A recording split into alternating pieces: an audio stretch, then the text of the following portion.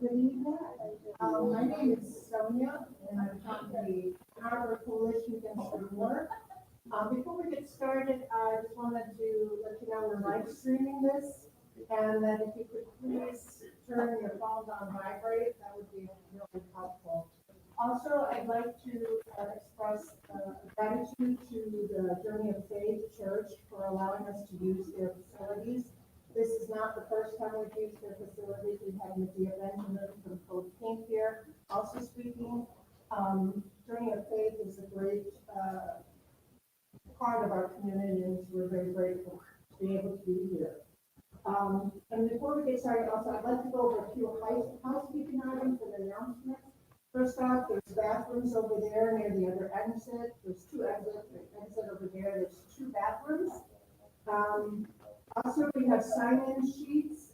We plan on having other speakers, so such as Medea Benjamin and Scott Ritter. So if you want to get information about future events, please sign in and have it at the front of the door there.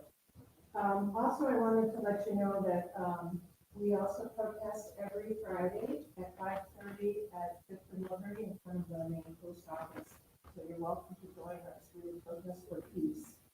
Also, we have a new website, Ann Arbor Coalition Against War has a new website. Please feel free to check that out. It's, we will have the announcements and other things on there also. Also, we will be probably posting this event after we live stream it, and so you can look for it there. We will also, by the way, have another event with Scott tomorrow at the main library at noon in Ann Arbor. It will also be live streamed. So we will have time for questions at the end of the guest, after our guest has given his presentation. So just to let you know that there will be that opportunity.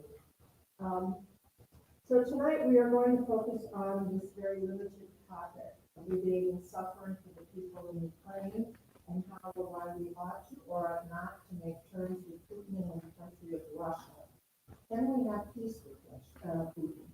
And in order to do this, we are going to be respectful listeners and afterwards respectful questions. Please feel free to ask hard, challenging questions, but in a respectful and civil manner. So I would like, just in order to create an atmosphere of community and respect, if you could take a minute just to introduce yourself to your neighbors, and so that we can start off in a manner of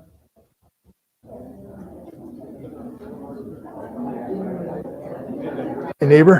We're on Anishinaabe territory. The veterans, we're on Anishinaabe territory right now. The people, the three council parties, the land under our feet. Oh, okay. And the Veterans for Peace helped me to go to Standing Rock with the group. It was amazing. When I was talking about Bob about genocide, and he's focused on some of the Soviet, we're going to have to say one of these genocides, I think there probably were some. It's a Soviet attempt. You know Jordan Peterson? Yeah. I listen to him sometimes just to get a feel for all of that. And he says communism came out of the Judeo-Christian religion. We're all here trying to learn and figure this all out We're together. going to So sacrifice people from the present to that vision.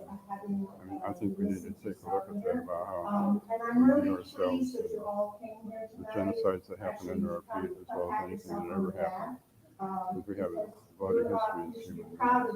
Okay. I just got to get focused for. Sources of information. Many of you may already know that just 37 years ago, there were 50 companies in charge of most of American media. Now, 90% of the media in the U.S. is controlled by just 6 corporations. In addition, with the growth of media conglomerates in the U.S. since the 1980s, there has been massive cuts in the budgets for investigative journalism. A 2002 study concluded that investigative journalism has all but disappeared from the nation's commercial airwaves. So we must, as citizens of this country, seek out other sources of information, especially now because of the very dangerous situation we find ourselves in globally. As a U.S. Senator in 1918 once said, truth is the first casualty of war. So once again, I am so pleased to see you all here tonight and honored to introduce our special guest speaker. He is a necessary voice challenging the mainstream media. Many of you may already know Scott Ritter, but his list of credentials is long.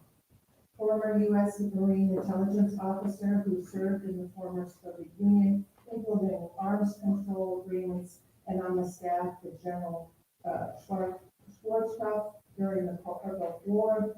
Mr. Ritter served as a chief weapons inspector for the UN in Iraq, after which he came to prominence correctly stating that Iraq did not have weapons of mass destruction. He's testified before a combined armed service foreign affairs hearing of the U.S. Senate and before the House Foreign Relations and National Security Committees. He has spoken to NATO, the United Nations, the British, Canadian, Italian, French, Iraqi, Japanese, and European parliaments. He has had speaking engagements in Harvard, MIT, Brown, Dartmouth, Cornell, Yale, and Columbia, and dozens of other private and public universities and colleges across the country. He has spoken before the Council on Foreign Affairs, the Royal United Service Institute in London, and various World Affairs Councils. He is also an author of a number of books covering arms control, the Middle East, and national security. Two of his books, by the way, are here on sale. His latest book is here too. His most recent book, Disarmament in the Time of Perestroika, Arms Control and the End of the Soviet Union, is the definitive history of the implementation of the INF Treaty signed by Mikhail Gorbachev and Ronald Reagan. The negotiations of the INF Treaty offer us hope that world powers can peacefully negotiate complex situations. Having served in the Soviet Union and being an expert on military affairs, Scott offers an alternative perspective to the war in Ukraine that you will not hear in the mainstream media. A courageous critic of the U.S. military policy, speaking out when others will not. Please help me welcome Scott Ritter. Thank you. Wow. I don't know about you, but I'm intimidated by that introduction. What you missed, though, is that you can add at the bottom, I'm speaking in Ann Arbor, too. It's an honor and a privilege to be here tonight to speak with you about a topic that's a very difficult topic. First of all, we're talking about war. And I think sometimes in the dialogue, the national dialogue that we have about what's going on in Ukraine, we sort of run through that part. Yeah, there's a war in Ukraine, and then this, that, and the other thing. Ladies and gentlemen, there's a war in Ukraine. Hundreds of thousands of people are dead. Millions of people are displaced. Hundreds of thousands more will die. It's inevitable. You can't change it. It's going to happen. Cities are being destroyed, villages are being razed, and lives are being forever changed. It's a war going on right now. And the reason why I say that is everything we're going to talk about this must be captured in that environment.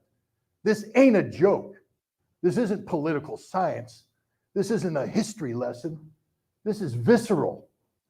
People are dying. There are consequences that have to be factored in when we discuss issues such as, how do we get out of this? You know, that's a big one. People are dying. How do we get out of this? Understand that if we don't answer that question, people will continue to die. How do we get out of this? You know, there's an old saying when I was in the Marine Corps that you can't solve a problem unless you accurately define it first. I mean, just think about it. It's common sense. If I don't define the problem, what solution am I coming up? What am I solving? If I say I have the solution, but then when I say this is what the problem is, I get it wrong, I'm not solving anything. I'm wasting time, effort. We have a problem in Ukraine. How did this war start? Because if you don't understand that, you can't talk about a solution. Let me give you an example. Right now, it's very vogue in the West to talk about a negotiated settlement. You hear this over and over again. It's funny though. If we had talked last month, people like the Secretary General of NATO would have said, this is a situation that must be resolved on the battlefield. You heard a whole bunch of Western politicians saying, this is going to be solved on the battlefield. That's why we're giving the Ukrainians weapons. This is an issue that will be solved on the battlefield. Well, guess who agrees with that? Russia. They're solving this issue on the battlefield, and they're going to win. And that victory, that Russian victory, is inevitable. It's going to happen, ladies and gentlemen. There's nothing anybody can do to stop it. I'm just here to give you that straight up, definitive answer. I'll give you the short end of it. It's called burn rate and replenishment rate. Simple military math. All right? Burn rate. That's a funny way of saying people dying. Ukrainians are suffering casualties at a rate of between 500 and 1,000 dead per day. 500 to 1,000 dead per day. The Russians are suffering casualties at 1/10 of that rate. That means the Russians are losing 50 to 100 dead per day. Just keep in mind, in Vietnam, America at the height of the war was losing 200 dead per week. And we said, oh my God, we were losing too many people. Well, right now the Russians are losing 50 to 100 dead per day. Ukrainians are losing 500 to 1,000 dead per day. That's the burn rate. Then there's the equipment. Equipment is being destroyed in numbers that are unimaginable. Tanks, armored fighting vehicles, artillery, drones, you name it, it's been deployed and it's being destroyed. Replenishment rate now.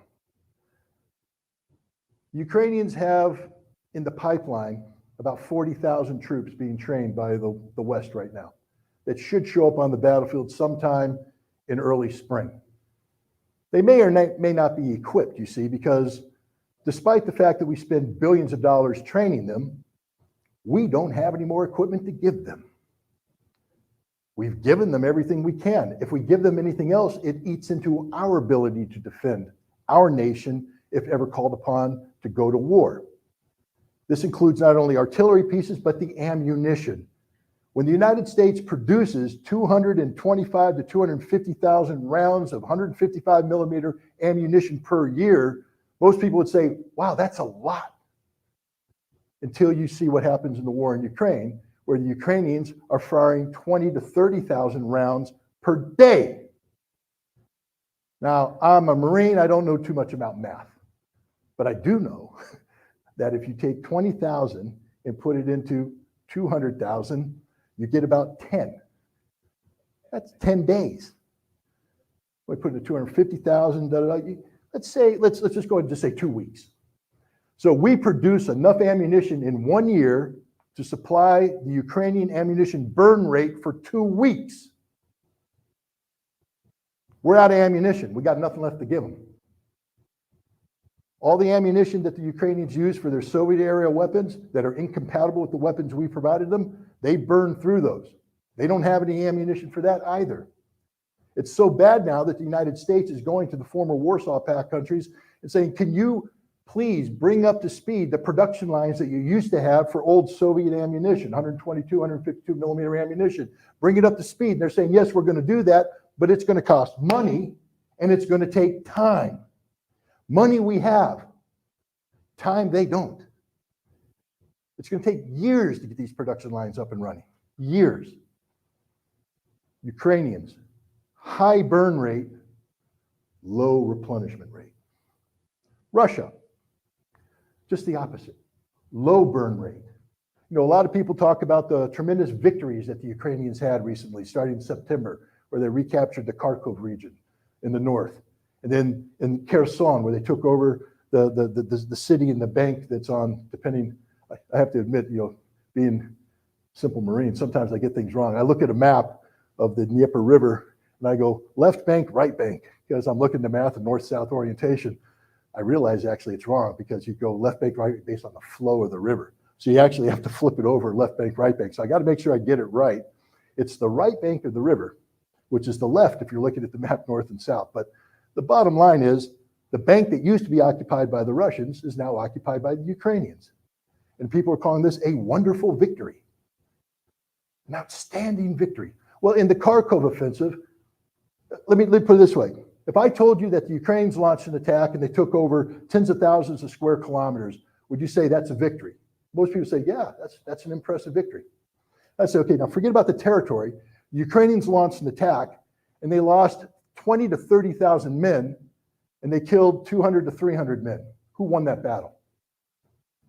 Not the guys that lost 20 to 30,000 men. Now we go to Kherson. The month of October and the fighting for the Kherson bridgehead, we'll call it. Ukraine lost 12,000 men.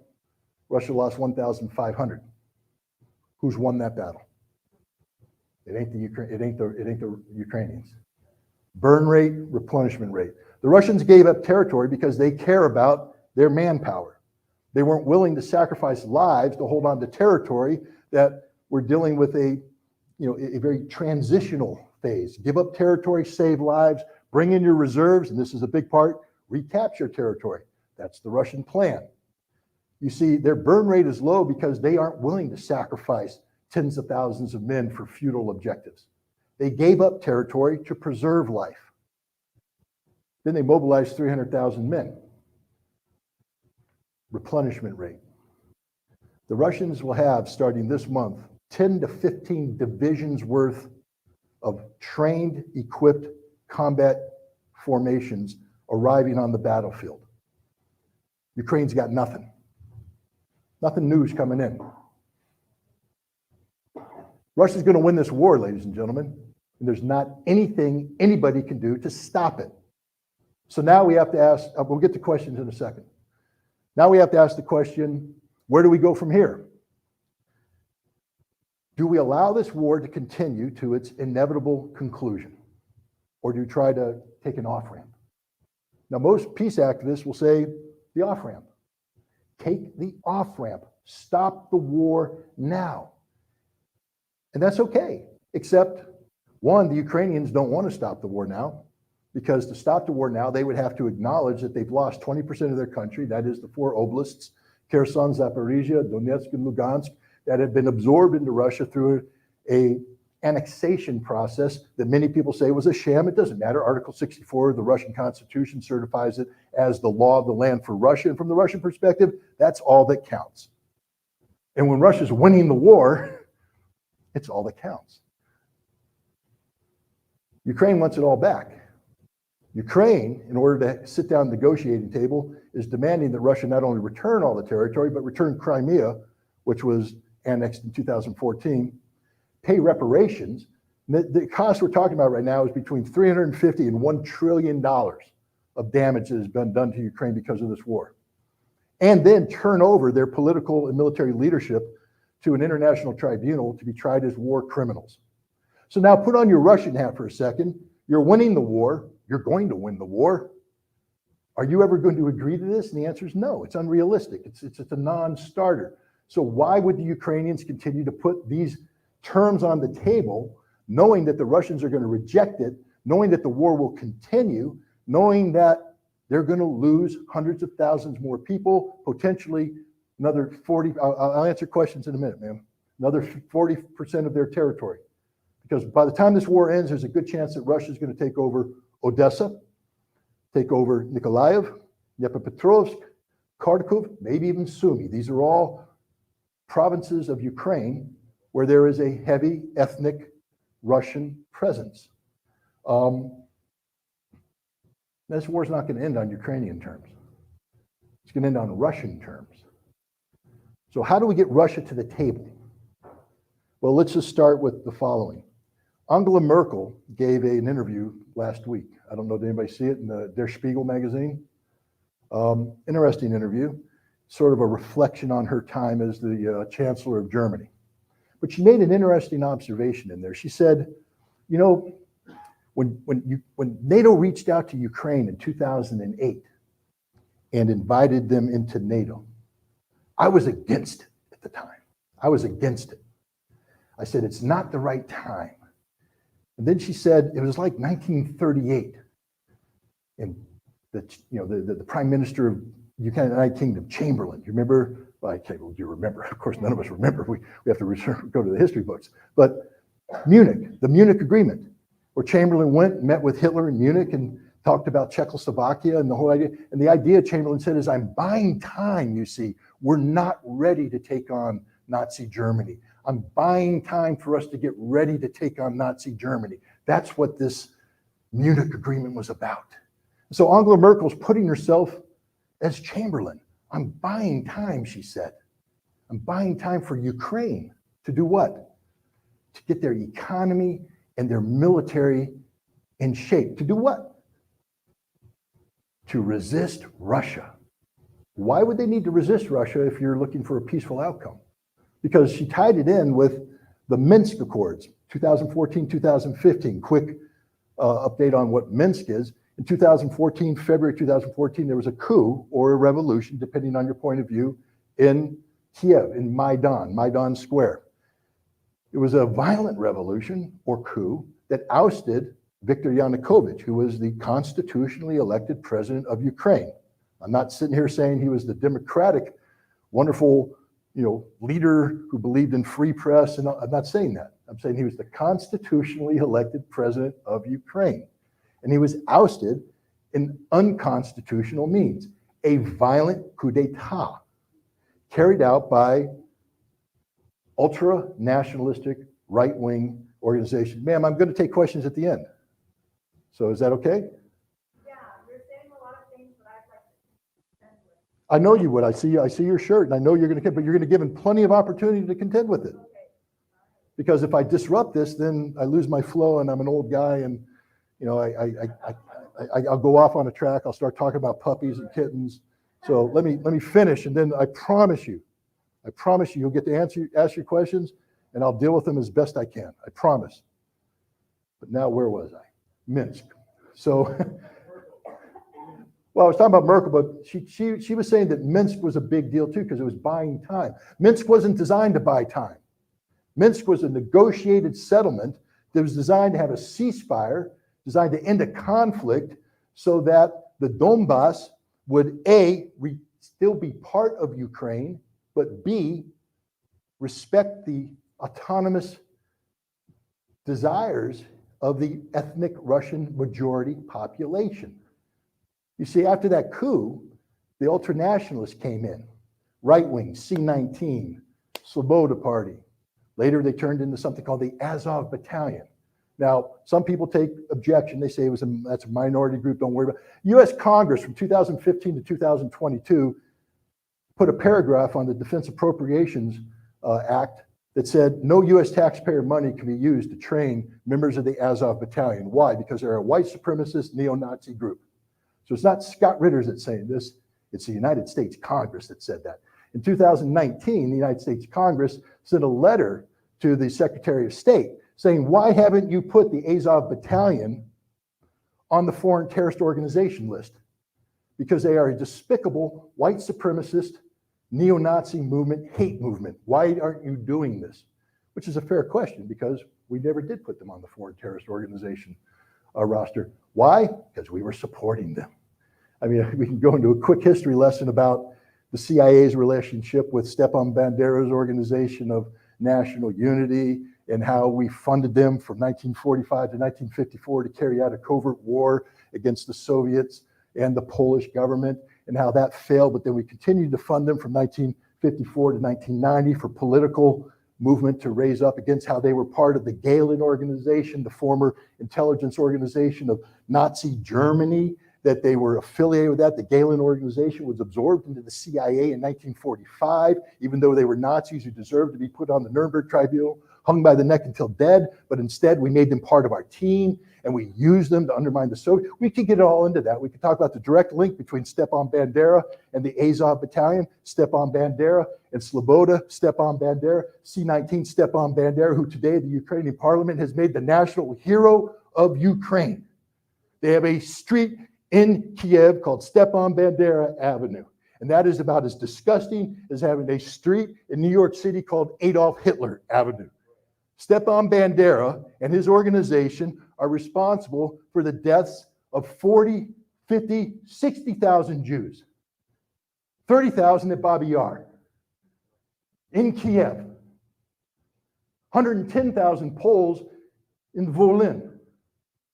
Let me tell you how they killed the Poles. They would go to the villages and surround it. They'd take the women, the children, the old men, put them in a barn, set it on fire, and then shout, Slava Ukraina, as they burned to death. Stepan Bandera, who's worshipped today in Ukraine as the national hero. We could talk about that, but we won't. We'll move on to talk about other things, like Minsk and Angela Merkel, who said she viewed Minsk as buying the Ukrainian government 8 years to build up their military. For what purpose? Minsk was supposed to be a ceasefire agreement to stop a conflict. Angela Merkel saying she viewed Minsk as a sham, a lie, to buy time to build up the Ukrainian military to do what? What was the Ukrainian military going to do? Well, we know that in 2015, the United States built a training base in West Ukraine for the purpose of every 55 days training a Ukrainian army battalion to NATO standards before they were deployed to Eastern Ukraine to do what? Kill Russians. That's not me saying this. They brag about it. They made a slide, one of those famous Department of Defense PowerPoint presentations. They say, we train a new battalion every 55 days here before it goes over here. Now, again, I'm just a simple Marine. My math isn't that good. But if you begin training people in 2015 and you train them up until 2022, and every 55 days you're training a battalion, that's a lot of battalions, ladies and gentlemen. That's a lot of battalions that we train for what purpose? Because during this period of time, everybody's supposed to be implementing the Minsk Accords.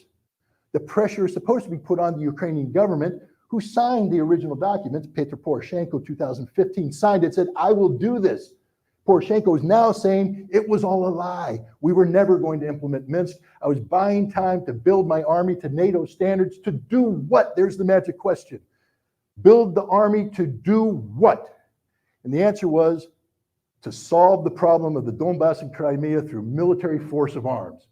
The solution all along, disguised as peace, was war. And it wasn't Russia making that decision. Okay, ma'am, again, when I finish, you get to say what you need to say. I promise you, I really do. But it wasn't Russia that made that decision. It was the Ukrainian government. Petro Poroshenko, the president of Ukraine, stood up and bragged on TV. Ukrainian children, he said, will go to school, walk to school, breathe the free air. The children of the Donbass will cower in the basement because we're going to shell them. And they did shell them for 8 years, killing thousands.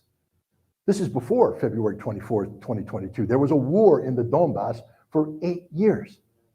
A war that began when a coup d'etat took place in February 2014, replacing the constitutionally mandated government, the legal government of Viktor Yanukovych, with a government handpicked by the United States. Again, Scott, are you making this up? No.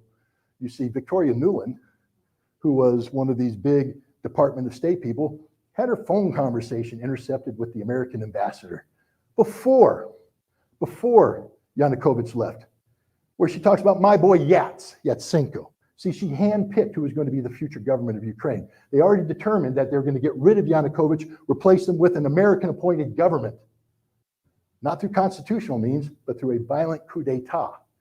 And when they did that, after they did that, the violence began. You see, these right-wingers, they're a minority. Anybody knows that you check out the demographics of Ukrainian elections, you'll see that Sloboda, the right sector, is others, they get single digits in the vote, maybe 8%, 9%. They're not majority, but they brag about that. They say, we know we're a minority, but we dominate Ukrainian government through violence and the threat of violence. Both Poroshenko and Zelensky were told on the record, the right sector brags about this, that if you implement Minsk, we will hang you by the neck until dead on the streets of Kiev. I'm not making this up. They brag about it. They make videos about this. They say, this is what we're going to do to you if you implement Minsk. Wow.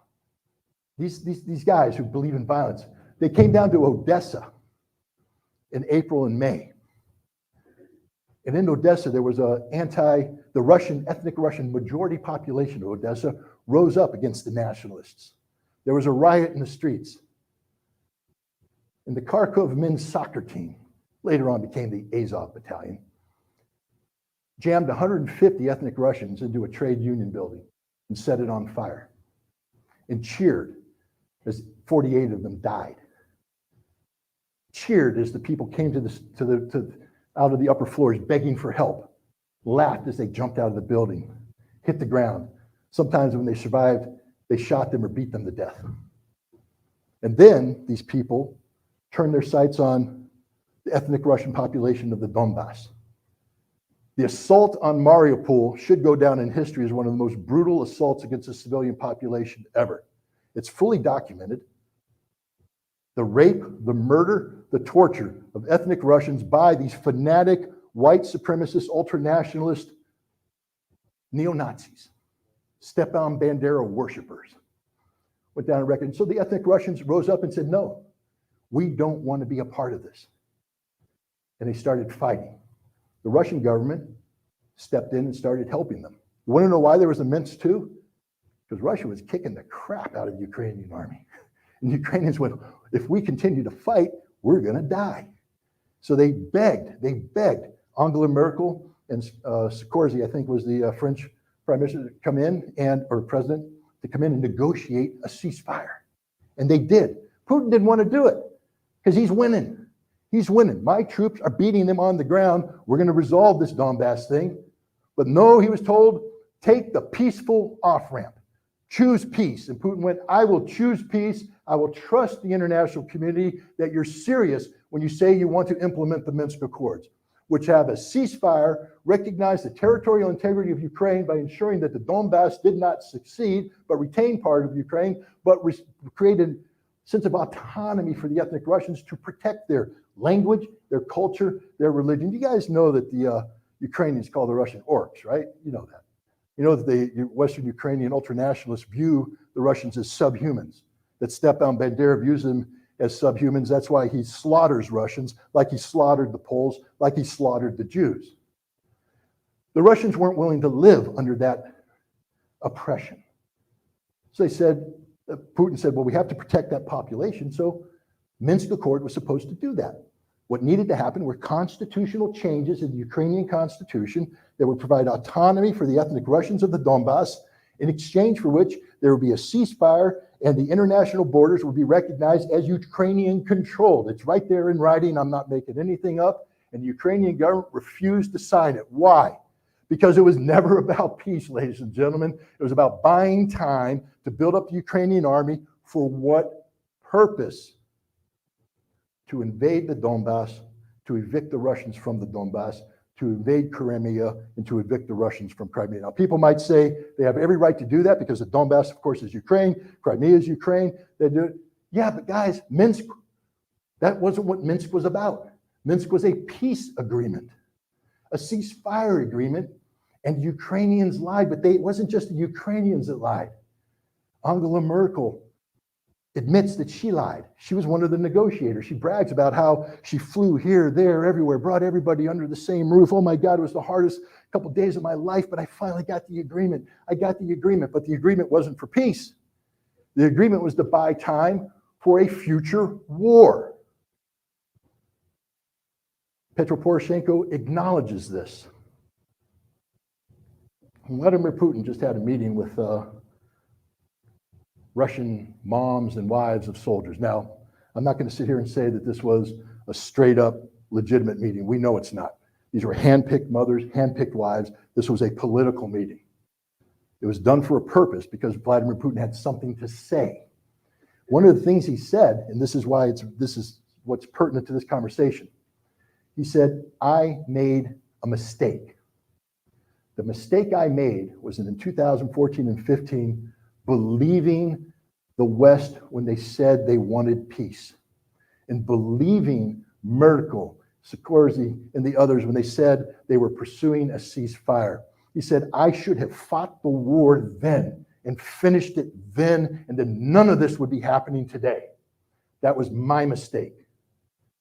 The reason why I bring that up is not to say that Vladimir Putin's right. I'm bringing it up to say that's what's in Vladimir Putin's mind. So when the West today is talking about negotiations and saying they want a negotiated settlement here, Vladimir Putin's never going to believe the West again. Why would he? Why would he believe the West? They acknowledge they lied. He is at war with Ukraine. Russia is at war with Ukraine.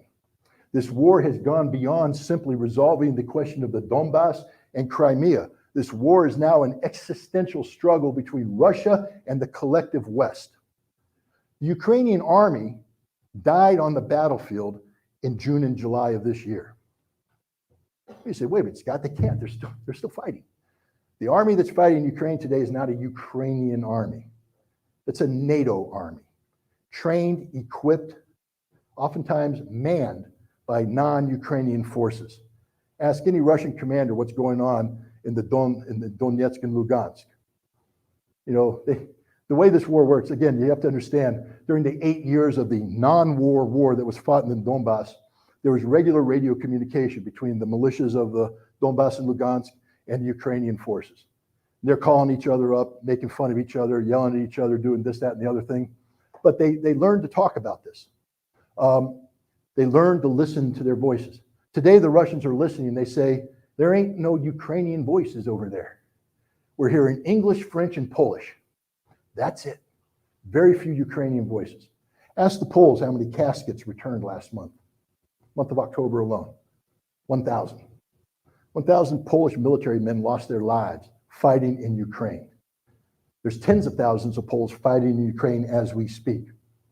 There's tens of thousands of foreign mercenaries fighting in Ukraine as we speak. They're fighting using NATO-provided equipment. They were trained by NATO. They have NATO communications. They have NATO intelligence. They have NATO planning. It's a NATO army fighting a NATO war against Russia. And Russia is going to win, which means now, what does victory look like for Russia? It doesn't look like simply being satisfied with the Donbass or Crimea anymore.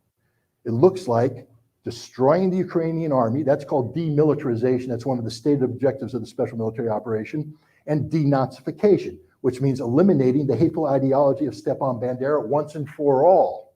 I don't know how you do that, ladies and gentlemen. I'm not going to sit here and say there's a magic solution, because how do you get a thought out of people's heads, especially one that they've linked to the very essence of who they are?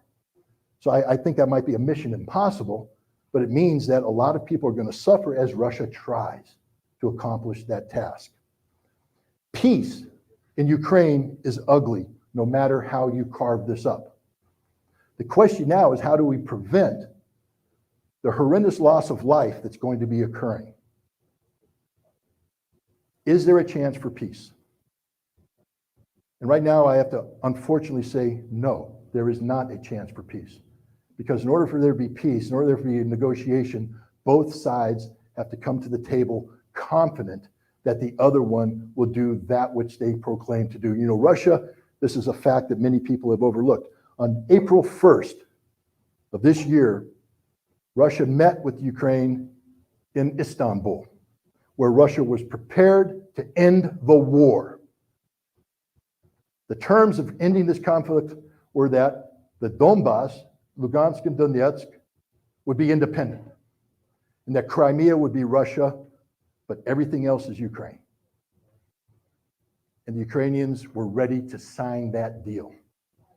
They sent a negotiating team to Istanbul, and they were ready to conclude that deal. Then Boris Johnson flew into Kiev and met with President Zelensky and said, "You will not sign that deal, because we want to inject tens of billions of dollars of weapons and financial assistance to keep this war going."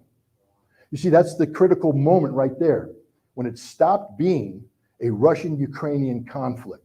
Because had it been a Russian-Ukrainian conflict, this conflict would have ended on April 1st. It became a Russian-NATO conflict where NATO used Ukraine as a proxy to achieve Western objectives. What are Western objectives with Russia? Because this is a very important thing when we talk about how do we resolve this issue peacefully.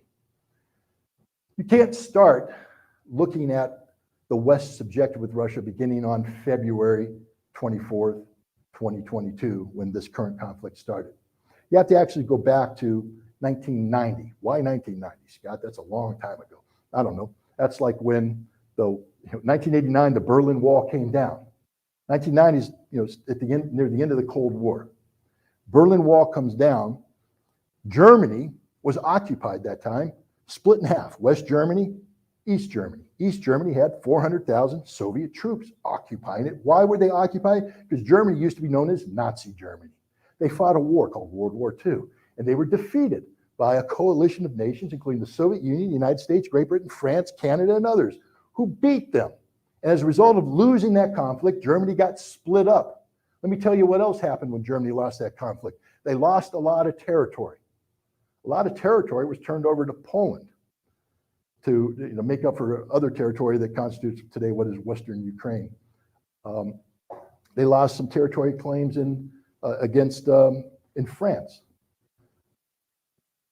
When you lose wars, you lose territory, ladies and gentlemen. That's just a simple fact. And the reason why I bring that up is Ukraine is losing this war, and they're going to lose territory. Anybody says you can say that that's wrong, I'm not going to debate you. But don't say it's without historical precedent. When you lose wars, you don't get to dictate the outcome. The outcome gets dictated to you. That's just a statement of fact. But Germany was divided into two, occupied. The Cold War ends, and the West is saying, we want to unify Germany. But you can't unify Germany unless a couple things happen. One, there has to be a peace treaty. Wait a minute, Scott, 1990, 1945. You're telling me from 1945 to 1990 there wasn't a peace treaty ending the war between Germany and the Soviet Union? The answer is no, there wasn't. Why? Because the West didn't want it. We preferred to keep the conflict going because we were at a Cold War with the Soviet Union where we leveraged that to keep the Soviet Union down through sanctions, by pinning them in through alliances. It wasn't just NATO. There was something called CENTO. Do people remember CENTO, the Central Treaty Organization? Turkey, Iran, Iraq, Pakistan. CENTO. CETO, the Southeast Asia Treaty Organization. It was a ring of treaties designed to strangle the Soviet Union during the Cold War. So now the Soviets are saying, we need a peace treaty. They're saying, well, we'll give it to you, but what about your troops? Well, we'll evacuate our troops, but we need a promise, and this is the big one. We need you to promise that if we leave East Germany and you unify Germany, that NATO will not expand into East Germany, that NATO stays where NATO is, that NATO will not take advantage of this situation. They were told over and over again, you have our word. James Baker, not 1 inch eastward. That is a direct quote. Not 1 inch eastward. NATO will not expand 1 inch eastward. Gorbachev pulled the 400,000 troops out. Germany was reunified, had their peace treaty. Yay, yay, victory. 1992, Cold War ends, and NATO starts expanding. More than 1 inch eastward, ladies and gentlemen. They expanded hundreds of kilometers eastward. They absorbed virtually all of the former Warsaw Pact nations. They absorbed the 3 Baltic republics. And in 2008, they sought to absorb Ukraine and Georgia, former Soviet republics. Why should Russia be threatened by this? Because if Russia isn't a threat, NATO's expansion shouldn't be a threat to Russia. Why would Russia view this as a threat? Well, the answer is because NATO needed Russia as justification for the expansion. Russia tried over and over again to make peace with Europe. In the 1990s, Boris Yeltsin bent over backwards to have good relations with NATO. But what happened in the 1990s? If you're familiar with Russian history, you know the 1990s are one of the worst decades in Russian history. The collapse of the Soviet Union left a Russian nation that had no economy, no politics, nothing. It was horrific. Pensioners lost their pensions. People didn't have jobs. The raw materials were being sucked out of the nation. Nobody made money except a handful of oligarchs who stole blind from the Russian people, building up these empires, these economic empires. That was in the 1990s. Boris Yeltsin was the president. Was he a democratically elected president? Maybe early on, but democracy doesn't put tanks in the streets of the capital city to fire rounds into the parliament when the parliament disagrees with the president. That's what Boris Yeltsin did in October of 1993. Brought the Russian army out, fired tank rounds, set the parliament on fire, and killed scores of Russian parliamentarians who didn't agree with his vision of Russian democracy. October 1993. You know how in 2016, here in America, we like to complain about how the Russians stole an election for Donald Trump? Well, we now know that that was false. I'm not here singing praises of Donald Trump, don't get me wrong, but we know that it was false. We know that Christopher Steele's dossier was manufactured. We know that the hack of the Democratic National Committee didn't happen the way they said it happened. It's fact. But you know what did happen in 1996? We stole a Russian election. There was a guy, the head of the Communist Party, who was running. He was going to beat Vladimir Putin, Boris Yeltsin, in a stand-up election. We couldn't have that. Couldn't let the communists come back into power into Russia. So we went in and stole an election, and we bragged about it. Time magazine has a front page, the best election money can buy. The United States stole an election in Russia. We bragged about it. We said, this is what needs to happen. This is democracy, baby. Democracy. Russia was a mess. Yeltsin was corrupt. The oligarchs were destroying this nation. And then in 1999, something happened. Yeltsin resigned, and he appointed somebody to replace him, a guy named Vladimir Putin, the accidental president. Man shouldn't have been president. Well, he wasn't part of the insiders. He was a former low-level KGB officer, went to be a taxi driver in Ukraine, ended up working on the administration of Sobchak, the mayor of not Ukraine, I'm sorry, St. Petersburg, worked in the offices of Sobchak, came over to Moscow. And you know what happens when you have a sea of corruption and somebody who's uncorruptible arrives? They start to rise to the top. I know, I hear a wow, he disagrees with me. That's okay, we can talk about that later on.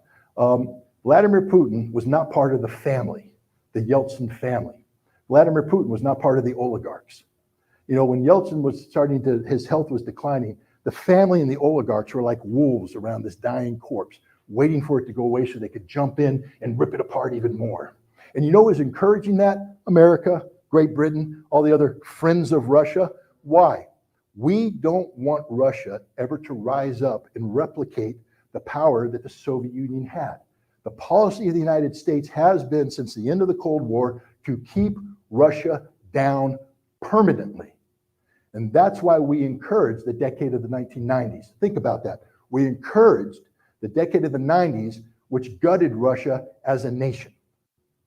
Vladimir Putin takes over in 1999, has an election in early 2000. Nobody thought he was going to win that election. All the American experts are saying he can't win, he has no constituents. He won the election, he became the president. Why? Because he's not part of the family. He's not part of the system that Yeltsin put in place. He was something new, he was something different. You can sit here and say you don't like Vladimir Putin, and I'm not going to debate you. That is your prerogative. But if you're a student of history, you have to know this, that if it weren't for Vladimir Putin, the trajectory that Russia was on was a trajectory towards the death of a nation. Vladimir Putin reversed that trajectory. For better or for worse, for right or wrong, I'm just telling you a fact. If it weren't for Vladimir Putin, Russia wouldn't be what it is today. And I'll also tell you this, that if you're a Russian, when I was a weapons inspector in Vodkinsk, the town was collapsing because of defense industry, the peace, the effort to convert the defense industry into civilian, the general demise of the Soviet condition. In Vodkinsk, the city, which is a factory town like many cities in Russia are, that everything is run by the factory. The factory has the money, they pay the salaries for the schools, they pay the salaries for everybody. So when the factory doesn't do well, the town doesn't do well, and Russia went into general decay. And from, say, 1989 to 1999, Russia decayed. It was a nation in decay. If you go and take photographs from 1999 and you compare to today, you will see a completely different nation. A nation reborn. Again, I'm not sitting here singing the praises of Vladimir Putin. I'm not pretending he's Mr. Democracy. I'm only saying that from the Russian perspective, Vladimir Putin raised the country out of the graveyard and brought it up to a level that makes it competitive in the world today. And the reason why I bring that up is that's the exact opposite trajectory we, the United States, want out of Russia. We've been against Vladimir Putin from day one. We've been pushing to have him removed from power from the very beginning. George Bush invited him to the branch, looked in his eyes and said, I saw his soul. Well, I don't know what he saw, but he didn't see Vladimir Putin's soul. He saw Vladimir Putin looking around saying, yep, I got the measure of America. I know what needs to be done. In 2005, Vladimir Putin gave an address, April 2005, before the Federal Assembly. It's a well-quoted address, but it's always misquoted. What he said was that the fall of the Soviet Union was one of the greatest calamities in the 20th century. Now, it's been misquoted. People say he said it was the greatest calamity in the 20th century. And they're like, how could you compare the collapse of the Soviet Union with, Adolf Hitler's Holocaust and all this kind of stuff? Well, he wasn't trying to compare. He said it was one of the. But then the part that everybody misses, and this is the important part, because overnight, tens of millions of Russians became homeless. Under the Soviet Union, if you were Russian living in Tajikistan, Uzbekistan, Ukraine, the Baltics, you were part of a nation. You had a national identity. You had a home. That home was linked to Moscow. At the fall of the Soviet Union, you're a Russian living in those places. You no longer have a link to Moscow. You're linked to the respective capitals, and they don't view you as one of them. If you're a Russian in Uzbekistan, you're not an Uzbek. That's how it works. And he said, we abandoned them. And I, as the Russian president, must care for the Russian nation and the Russian people. Now, I'm not sitting here saying that's the right thing. I'm saying that's what he said. So the mindset of Vladimir Putin is one that says, I must care for the Russian people. That's my duty and responsibility as the leader of the Russian nation. And the nation is beyond the territorial boundaries of the Russian Federation. The nation is a nation that is based upon ethnicity, religion, culture. If you're Russian Orthodox, if you speak the Russian language, if you're linked to Russia through history, that's the nation. So that's what's in Vladimir Putin's mind. I have to protect the nation. In 2007, he gave one of the greatest speeches in history. And I'm not saying because I believe everything he said. I said it's a great speech. It's an important speech. It's the address he gave at the Munich Security Conference, where he stood up in front of the entire West and lectured them on what they were doing to Russia and what they were doing to the world. He spoke for an hour, or less than an hour. But the best part of it was the question and answer afterwards, where he was asked questions by all these political and economic elites of the West. And then he answered, and you watched them twitch, watched them squirm, as he hits them with fact about the role that the West was playing. How dare the West lecture him, the president of Russia, when they invade Iraq? Remember, this is 2007. Iraq was on everybody's mind. People don't like to think about Iraq today. We forget all that when we start pointing fingers at Vladimir Putin in the violation of national integrity, sovereignty, etc. We invaded Iraq in 2003. We violated their sovereignty, and no one cares about that today. The hypocrisy that's built into the West. But that's okay. Putin did, and that's why he brought it up. Then in 2008, NATO invites Ukraine to join NATO. Why? Well, we have some insight. In 2019, RAND Corporation, a think tank affiliated with the power elites in Washington, published a paper on how we can go about destroying Russia. Literally, it's not the literal title, but that's what they meant. What can we do to tear Russia apart, to bring it down? And one of the key things they said is to strip Ukraine away from the Russian sphere of interest. Strip it away, bring it to the West, and Russia will collapse. That was the goal. It's been the goal from the very beginning. And of course, Putin knows this. That's why he said, we will not allow Ukraine to join NATO. In 2009, February 2009, then Ambassador of the United States to Russia, William Burns, wrote a memorandum called Niet means Niet, no means no. And what he said there is that when Russia says Ukraine is a red line, they mean it. They're not joking. They're not bluffing. So we need to be very careful what our next steps are. Because, and this is the important part, ladies and gentlemen, because if we continue this policy, Russia will invade and Ukraine will lose the Donbass and Crimea. February 2009, we knew exactly what the consequences of our actions were. We knew that if we continued to pursue a policy to bring NATO or Ukraine into NATO, that this would end in a war that had Russia invading Ukraine and stripping the Donbass and Crimea away. We knew this, and yet we continued to pursue this policy, ladies and gentlemen. That should disturb everybody here.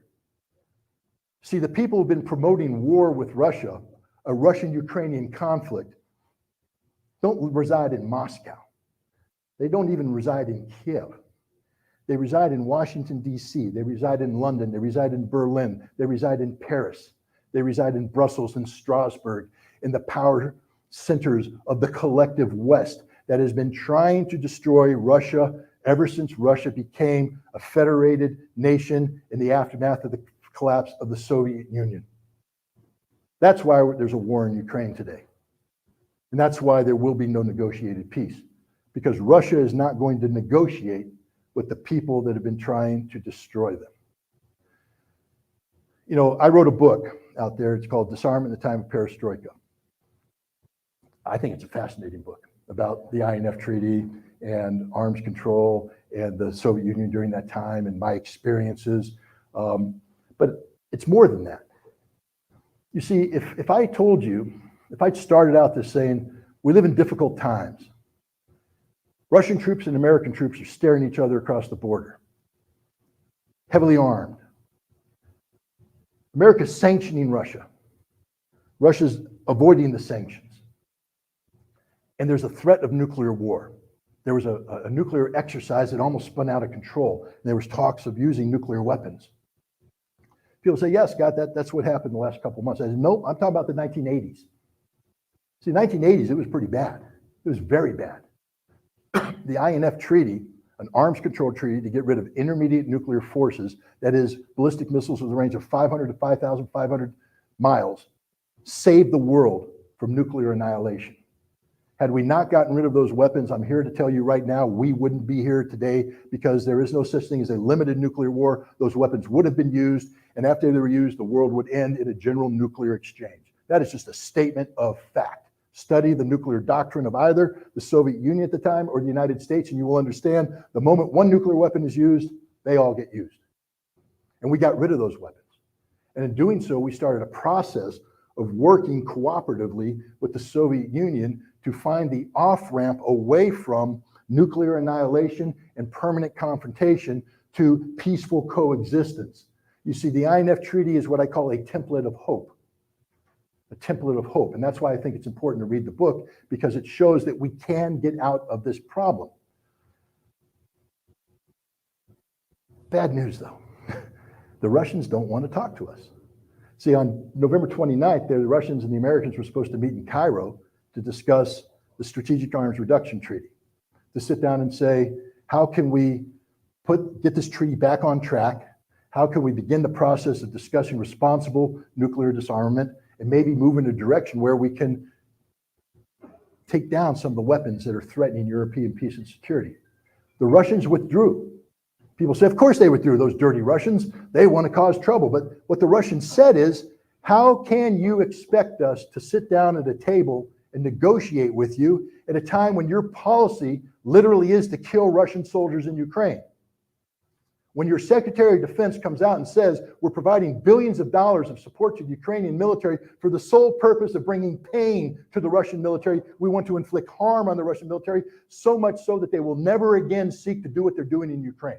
That is the stated policy of Lloyd Austin, Anthony Blinken, Jake Sullivan, and the rest of the Biden administration, to kill Russian soldiers. Think about it for a second, and now go back in history when we were back in Afghanistan. Do you remember the bounties, the Russian bounties? The big story, those dirty Russians were paying the Taliban bounties to kill Americans. And we were up in arms. It was fake. It never happened. It was one of these mainstream media garbage. But the point is, the mere thought that Russia would pay money to the Taliban to kill 1, 2, 3 Americans sickened us collectively. Ladies and gentlemen, the United States is paying $56 to $100 billion to the Ukrainians to kill thousands of Russians. And you expect the Russians to sit at the table with us? We are imposing sanctions on Russia. These sanctions aren't designed to hurt Putin, the oligarchs. No, these sanctions were specifically designed to cripple the Russian people, to deny them livelihood, to collapse their economy, so that their children couldn't go to school, couldn't have health care. There wouldn't be a future. That was the purpose of the sanctions. Now, it didn't happen because the Russians happen to be a little bit smarter about energy security, global energy security than the West. Here's a pro hint. If you're going to call a nation a gas station disguised as a country, that's sort of what the United States have been calling Russia for some time. They're just a gas station disguised as a country. Don't be a big American automobile on a superhighway in the middle of nowhere with an empty gas tank. Because that's what the Western economy is right now. It's stuck in the middle of nowhere in desperate need of the energy that Russia was providing, lacking it, prices are going up, German economy is collapsing, French economy is collapsing, the British economy, Europe is collapsing. You know who's not collapsing? Us. We're paying a little bit higher prices, but because we're the good friends of Europe, I mean, we are really good friends of Europe. We're their NATO allies, by the way. When we denied them access to cheap Russian gas, we volunteered to sell expensive American liquid natural gas. Now, as a good friend, we would say, you're going to get it at the same price you're paying for the Russians because we don't want to harm your economy. No, we're making them pay 10 to 20 times more. We're raking in the money, the profits. Not only that, we're destroying the German economy to the point that 1 out of every 4 industry jobs are going to come to the United States in the next year because they can't afford to stay in Germany. That's what it's like to be a friend of America. But the point is, the sanctions didn't work, but the intent of the sanctions was to hurt the Russian people. The Russians have said, we can't sit at a table with people who continue to try and kill our troops and make our people suffer through sanctions. That when you talk about trust but verify, we don't want to just talk about the verification procedures of an arms control agreement. We want to talk about the trust between nations. And right now, there is no trust between nations. Russia will never trust the West again. So if you want to talk about a peaceful resolution, if you're truly anti-war, the fundamental question is how can the West regain the trust of Russia? And it is incumbent upon the West to do it, not on Russia. Russia doesn't need to gain the trust of the West. It's not Russia that has betrayed the West. It's the West that betrayed Russia. So now we come down to the final point. How do we get out of this war? And the sad fact is we don't, ladies and gentlemen, because there's no one right now in Washington, D.C. who's thinking about how do we reestablish trust with Russia. Russia is fully committed to winning this war. 10 to 15 division equivalents are arriving on the battlefield in the next month. And once they arrive there, they're going to begin the process of destroying the Ukrainian army. Now we come back to what I started. Destroying the Ukrainian army sounds pretty copacetic, doesn't it? It means they're going to fire artillery rounds into their gut men. They're going to have their guts split open, leaning on the ground, and they're going to suffer for hours while they bleed out, get infected, and die. That's war. They're going to shoot people. Sometimes you die instantly, sometimes you don't. They're going to use thermobaric weapons which are going to suck the lungs out of people. That's war, ladies and gentlemen. That's what's going to happen over the course of the next weeks and months. Hundreds of thousands of people are going to die because we can't find a way to negotiate with the Russians. Thank you very much. I'll take any questions anybody has.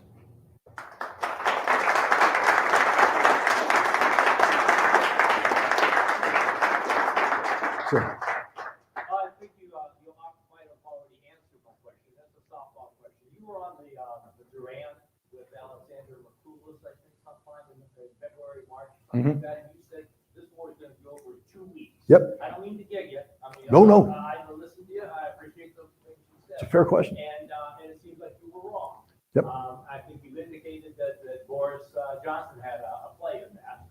You want to expand on it? Sure. Can you also repeat the question? Yep, I'll repeat the question. Is there a possibility to get some water? Yeah, because my throat is going to literally dry up in about 3 seconds. But I'm going to answer your question. See the sacrifice I'm willing to make for your question. Yeah. Look, when this concept of this war started, almost any military professional would take a look at a couple of things. Number one of which is Russian military doctrine and the way Russians fight doctrinal war.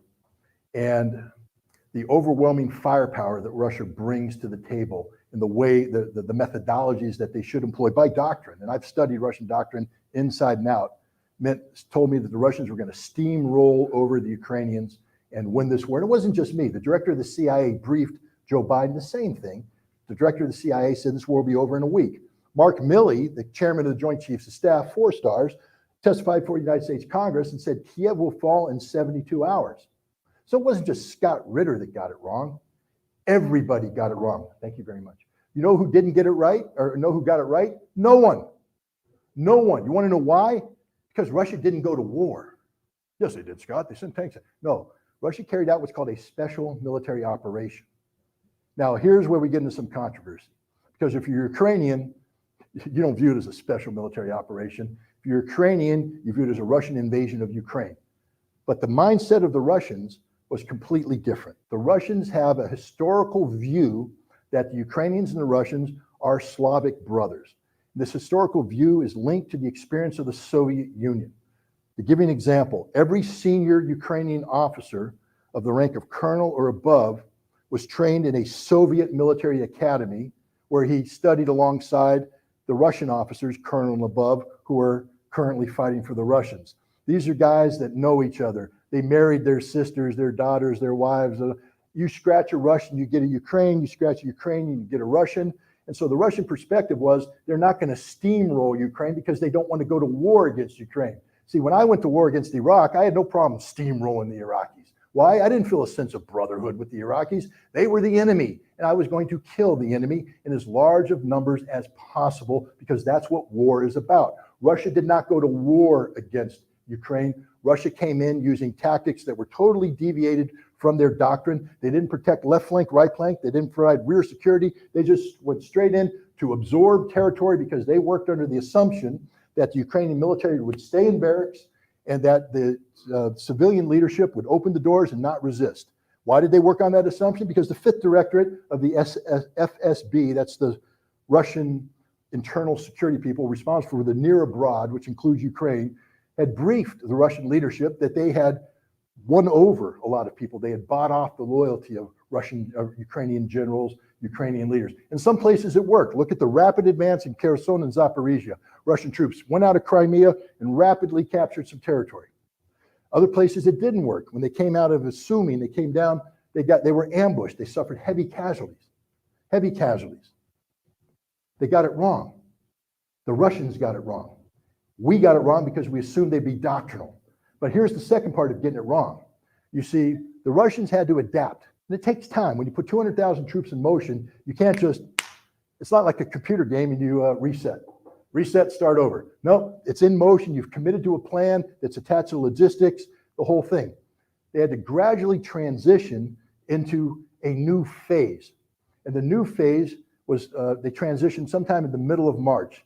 And it was supposed to be a focus on the Donbass, to stop making a move against Kiev, stop all this other stuff, focus on the Donbass. On March 25th, they announced it, phase 2. And they also said, we're going to withdraw from the Kiev area, northern Ukraine area, withdraw out of there as a good faith measure in anticipation of what? The Istanbul round of peace negotiations that was supposed to bring an end to the conflict. But the problem is, those same geniuses who said Russia's going to steamroll into Ukraine now took a look at what Russia was doing and said, Russia's weak. They ain't that good. They didn't steamroll. Not only that, they're retreating. We got them on the run. Ukraine, no peace deal, Ukraine, no peace deal. We can beat the Russians now because they're weak. They can't fight. We're going to give the Ukrainians tens of billions of dollars. New Lend-Lease Act, $43 billion, May 2022. Huh? The whole purpose of that, according to Lloyd Austin, was to bleed Russia white, to kill Russian soldiers because we got them on the run now. We got them on the run. They can't fight. That's the American attitude. Lloyd Austin, direct quote. Antony Blinken, direct quote. U.S. policy. They were wrong. See, Russia wasn't on the run. Russia had made a mistake. They were adapting. They were seeking a peaceful outcome, the 1 April settlement that would resolve the Donbass issue and the Crimea issue. But when the Ukrainians left the peace table, Russia said, oh, now we're at war. Not just against Ukraine, though. Now we're at war against NATO. It's providing tens of billions of dollars of equipment, etc. And that war changed. Now, it took Russia a little bit of time to adapt. You just don't change overnight. And we saw the Ukrainian, when those troops, remember the Duran? I was on the Duran. Well, I was on a later version. And I said something like, Gosh, the provision of tens of billions of dollars of military equipment to Ukraine is a game changer. Remember that word? I got heavily attacked for that. Game changer. What do you mean, Scott? You were saying the Russians are winning. Now you're saying it's a game changer. I said, man, when you pour in $50 billion worth of equipment, it changes the game. It doesn't mean the outcome's different. It just means that this conflict stopped being between Russia and Ukraine, started being between Russia and NATO. A game changer. And Russia responded by mobilizing 300,000 troops. Another game changer. And that's where we are today. A war between Russia and the collective West, where Russia's burn rate is lower than that of the collective West, and the replenishment rate is higher, just like I talked about earlier. Did I answer your question? Okay. Yes, ma'am. I promise. You mentioned the burn rate earlier too, and I think you might want to, clarify that it's not the same concept. Like I've been reading and hearing reports that in the last couple of weeks, Russians have been dying at the rate of 200, 300, 400 a day.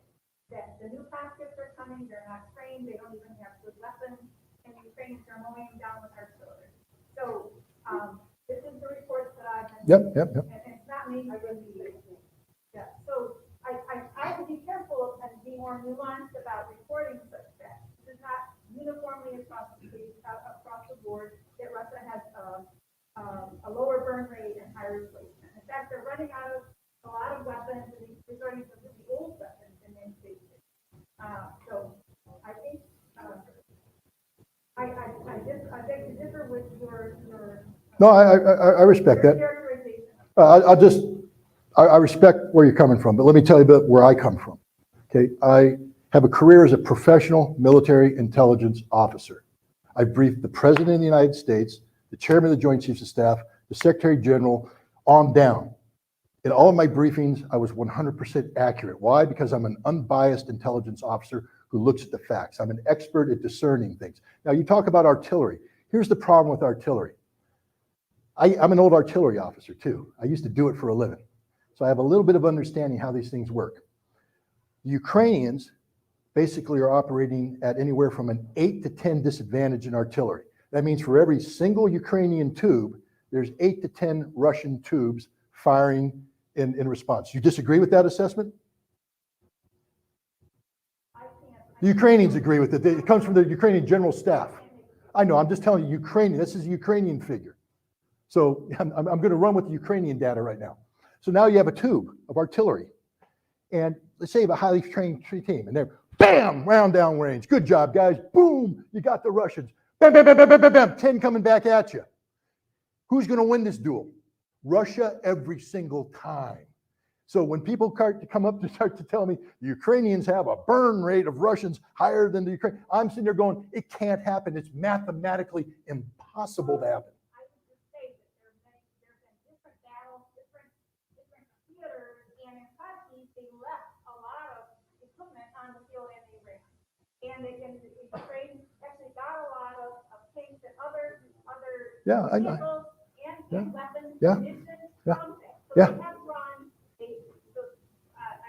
I think you're making really strong, convincing arguments, but you're overstating. I'm not overstating my case, ma'am. When you lose 20,000 people taking Kharkov, that's a Ukrainian number, not a Russian number. And the Russians lose 300. How am I overstating my case? Where have I overstated it? Because you're not admitting that Russia had a higher burn rate and they had. Russia's never had a higher burn rate. Even early on in the war, they didn't have a higher burn rate. So, okay, they have a lot of artillery. Pardon? I can't hear you. They don't have 100,000 dead? No, they don't. They have 80,000 casualties. 80,000 casualties. That was as of October. Since October, Russia's probably suffered another 3,000 to 5,000 casualties. So we're probably looking anywhere between 85, let's say max 90,000 casualties, not dead, casualties. The number of dead that Russia has suffered is anywhere between 6,000 and 9,000 regular troops. Then you take the Donetsk and Lugansk militias and add another 15,000. You throw in Wagner and you throw in some of the volunteer units, you can take that up. We're probably looking at an area of 20,000 dead Russians, maybe a little bit more. 80,000 total casualties. That's a lot. Russian sources? Huh? Where did you get those from Russian sources? Right? You didn't pull it out I don't pull anything out of air. Okay, where? Russia. Okay, one of your Russian sources? About 8 of my Russian sources, but that's okay. Okay, I don't work with one source. I accept that. Well, I do too, because I double check it. I actually go back and look at the battles that were fought. I lay out, I do a force disposition. It used to be my job, man. So I love doing that. I love taking a map and putting the forces out there, looking at the terrain, looking at the equipment, figuring out fire rates, burn rates, training, etc. And then I take a look at the news reports and I realize that everything the Ukrainians say is fiction. The fictional victories of the Ukrainian military. You don't win a battle taking terrain when you litter the battlefield with the bodies of your dead soldiers. That's not a victory. Or if it is, it's a Pyrrhic victory, going back to ancient Greece, King Pyrrhus, and the victories he won against the Romans, but he lost men that couldn't be replaced, so he lost the war. Ukraine has lost men they can't replace. How many men are in the NATO training pipeline right now in Ukraine? I already told you, 40,000. I don't know all these facts, but I do know some things, and I know that Russia has bought incinerators and No, you did. You don't. No, you don't. I read that. I know you read it, but did you? Well, how do you know it's not true? Because I looked at the incinerator in question. It has a serial number on it. I traced the serial number to the factory that produces it, and it's a trash incinerator. It ain't a body incinerator. It's just fiction. I'm just being honest with you. Everything that Ukraine says fiction, everything that Russia says true. Not everything, but most. Yeah. It is an interesting perspective. But I tell you what, come and talk to me in 6 months. All right? Go talk to the wives, the mothers, the daughters of the dead Ukrainian soldiers, the 320,000 who signed a petition to the Ukrainian government asking to find out what happened to their husbands. That's 320,000 signatures. What happened to their husbands? I'm not making it up. It's a fair question. They're missing. Why are they missing? Why aren't the Ukrainians being honest about their death? If you ask that question, do you know how the Ukrainians are paid? Who's paying the Ukrainian military? We are, the American taxpayer. We provide a lump sum of money to the Ukrainian government, and then they send it out to the various commanders who are supposed to pay the soldiers. What happens if a soldier dies and you report the death? You have to pay death benefits to the family. But if you're part of the most corrupt nation in Europe, instead of not reporting the number, you put the money in your pocket, off it goes to an offshore account, and that's what's going on. And the second the United States Congress starts asking questions about what happened to the tens of billions of dollars that we've provided to Ukrainians, this will all be out there for the public to see. Have you taken into account? Not too many questions. You're not the only one here. I'm sorry. You're too long.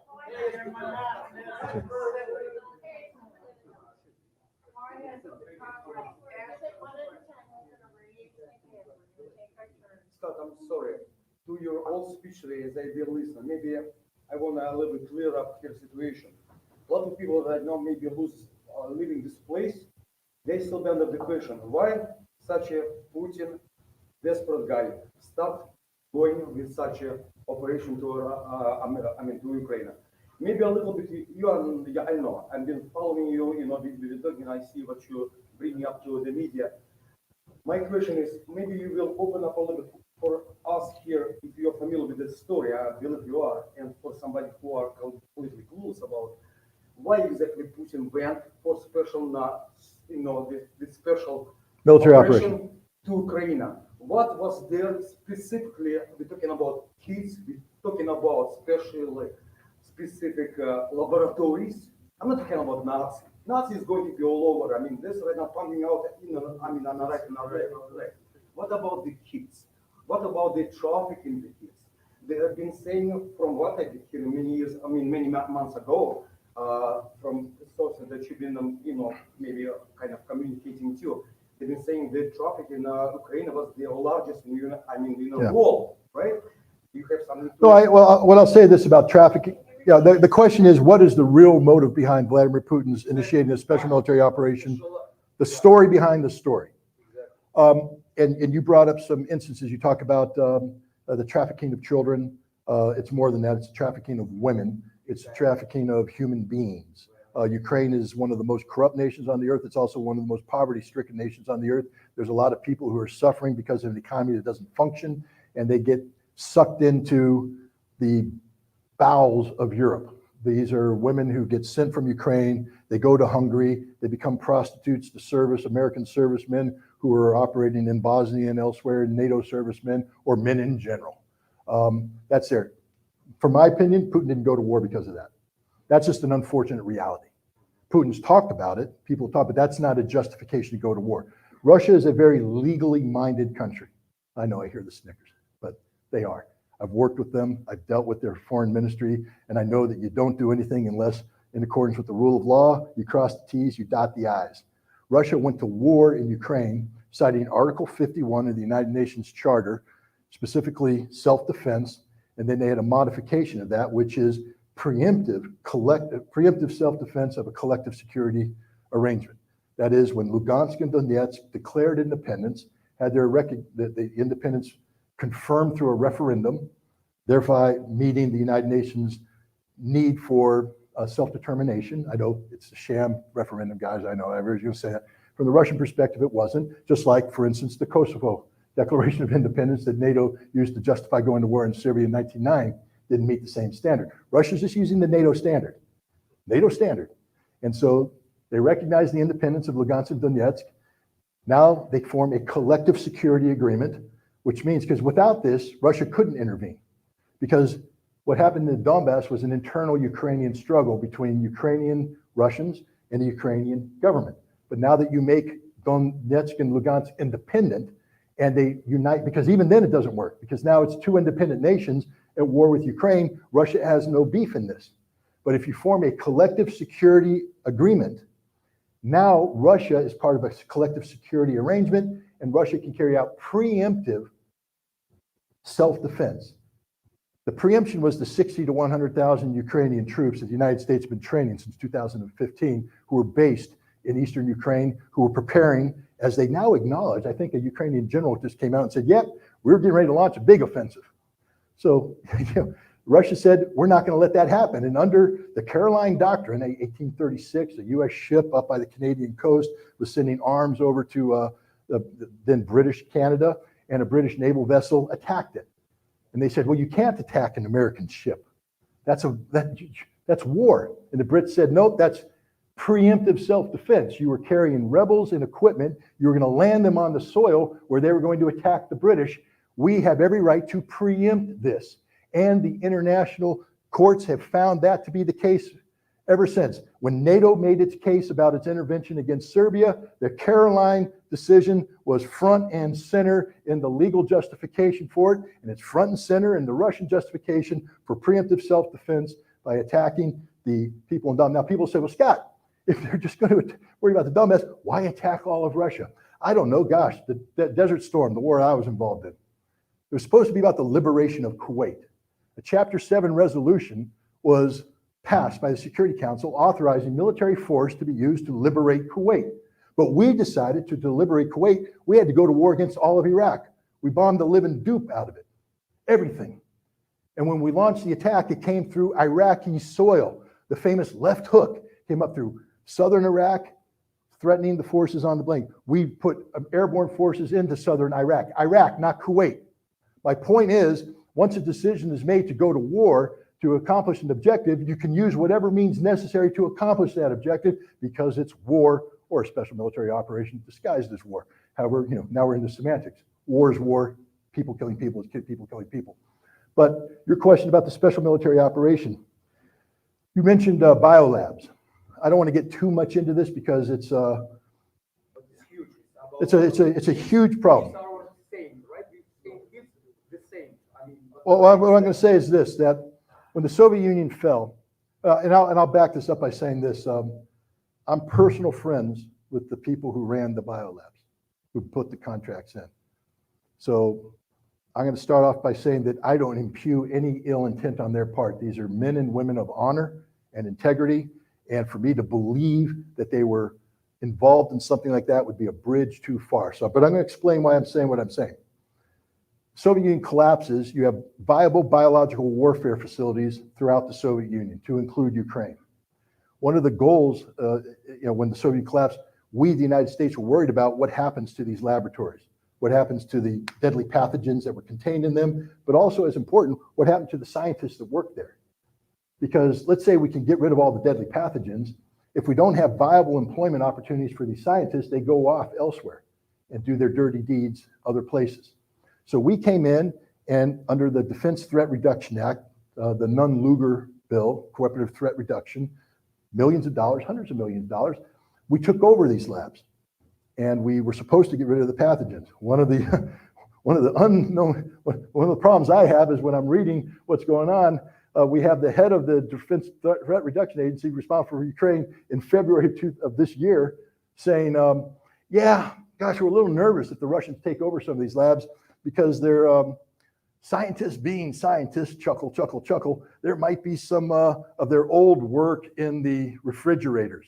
Old work meaning the deadly pathogens that they developed during the Soviet Union, which they're not allowed to have. When the United States took over the laboratory, we took it over under the auspices of what's called the Biological Toxin Weapons Convention, a treaty to eliminate biological weapons, which says you are not allowed to retain biological weapons. Well, clearly we retained these biological weapons in the Ukrainian labs. They're there, and the Russians have them now.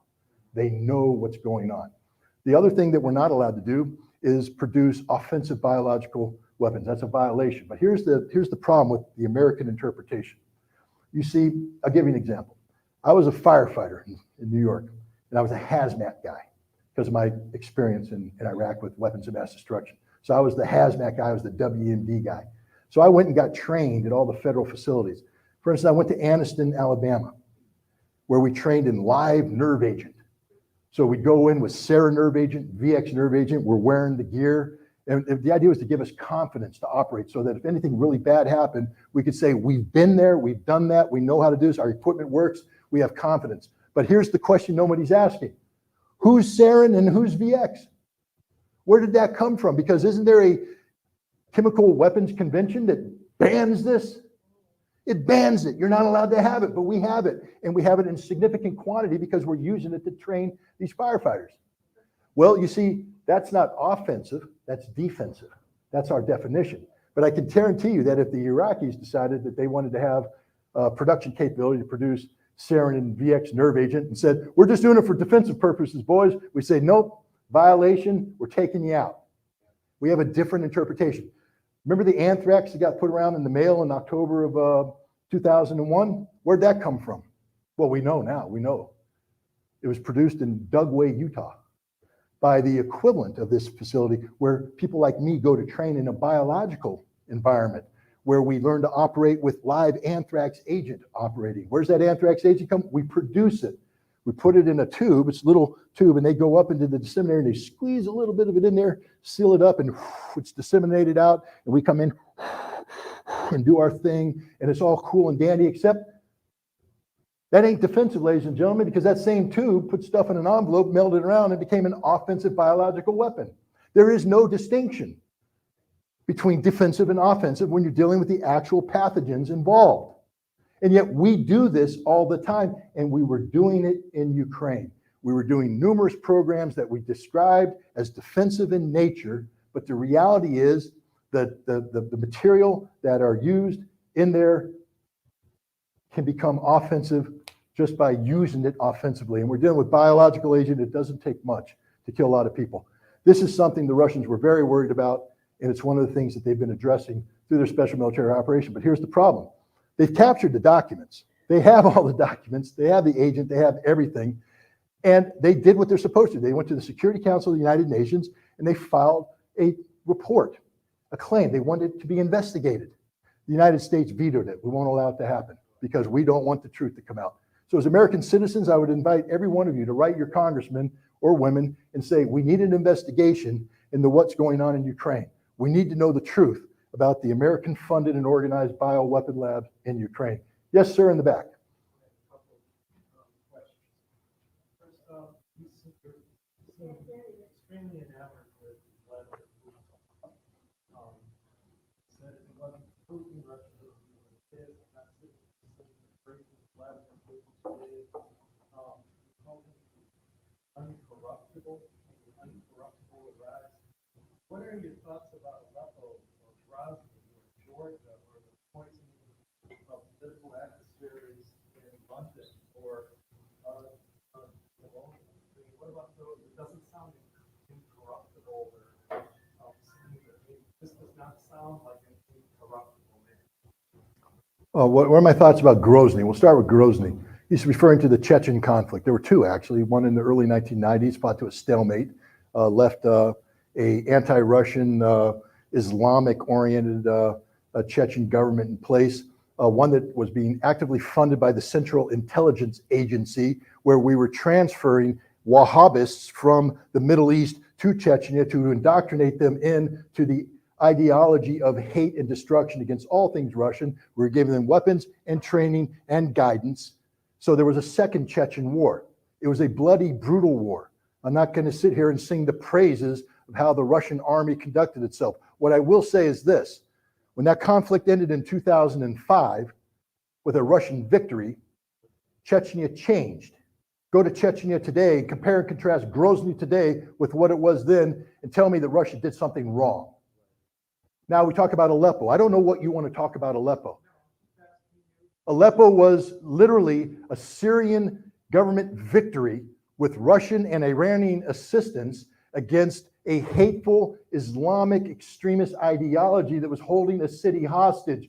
Again, go to Aleppo today and compare and contrast the way it is today with what it was when those Islamist extremists were there, and there's no comparison. So I can't say they did anything wrong. What's the problem? Of course there's an Aleppo today. Well, I disagree with you. Okay, I've seen Aleppo. It's there. Okay, where's it ground the powder?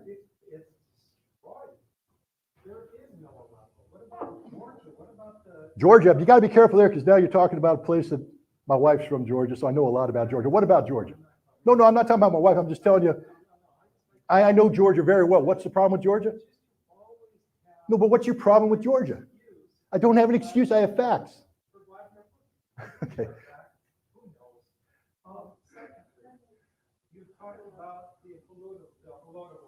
No, I didn't mention the Holodomor. We talked about the Slavic brotherhood of Russians and Ukrainians, but the Holodomor, which Germany yesterday recognized as a genocide, Yeah. which 16 other countries now recognize as a genocide, which 22 American states recognize as a genocide, in which 3 to 7 million Ukrainians were killed through forced starvation, summary execution by the Stalin regime.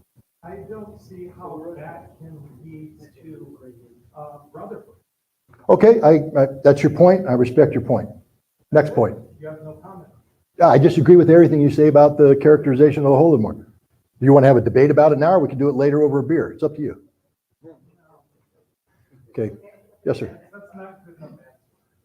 With the potential climax of this conflict coming soon, do you have any concerns about NATO and Article 5, being drawn into the conflict when they reach that crisis point? Yeah, here's the thing about NATO and Article 5 and such. Article 5 is the self-defense article.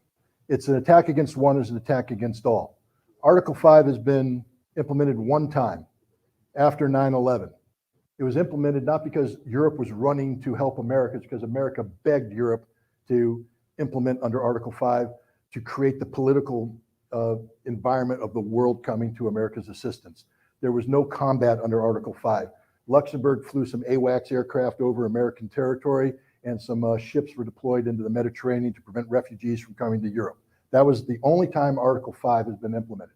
Article 4, on the other hand, is the war article. It's the most dangerous article of NATO. Article 4 is what NATO used to go to war against Serbia. Remember, a defensive organization carried out a war of aggression against a European nation.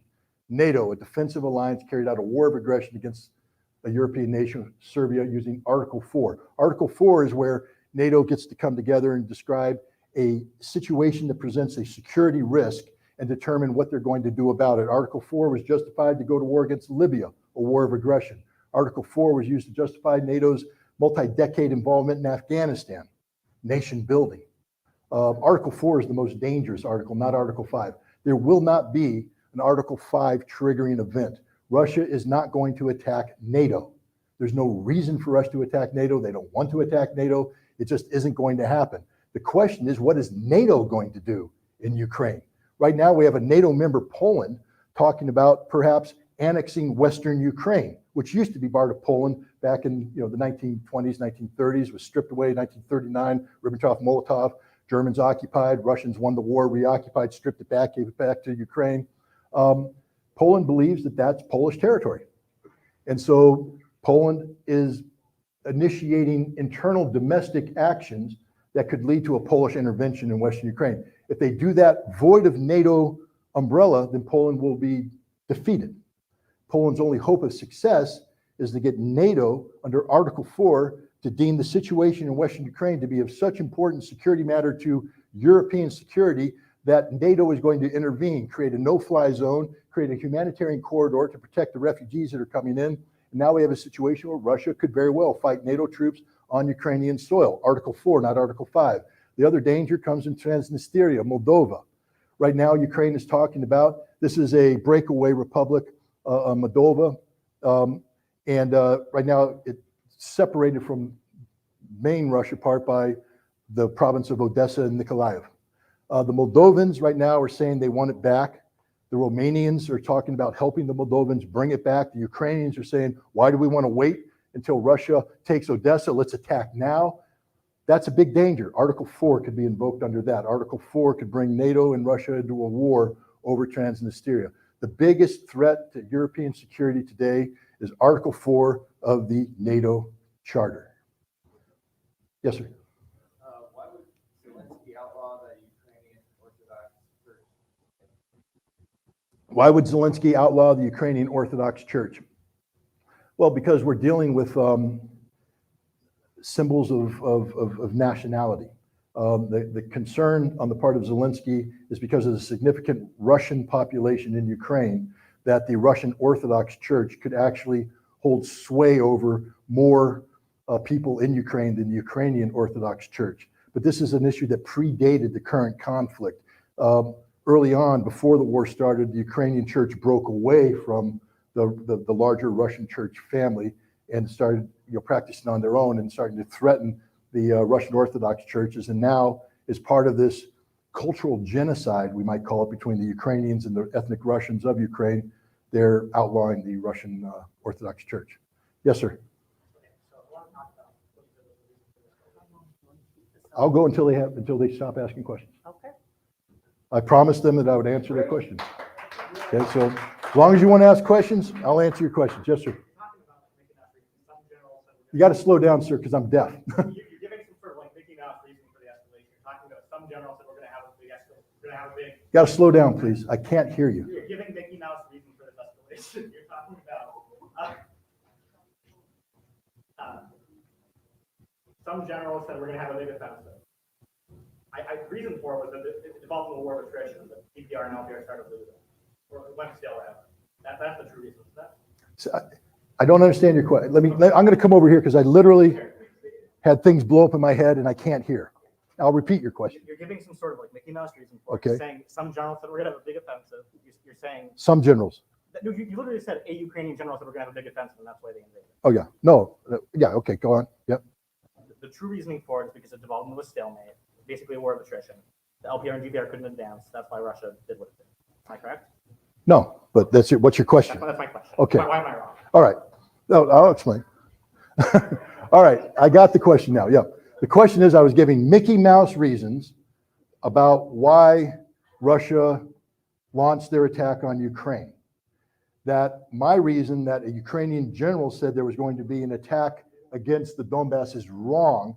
The real situation was that the LNR and DNR, the Lugansk People's Republic and the Donetsk People's Republic, had achieved a stalemate, were either being beat or it was stagnant and they couldn't advance. And that's why Russia came in to do what they did. Did I get your question right? Yes.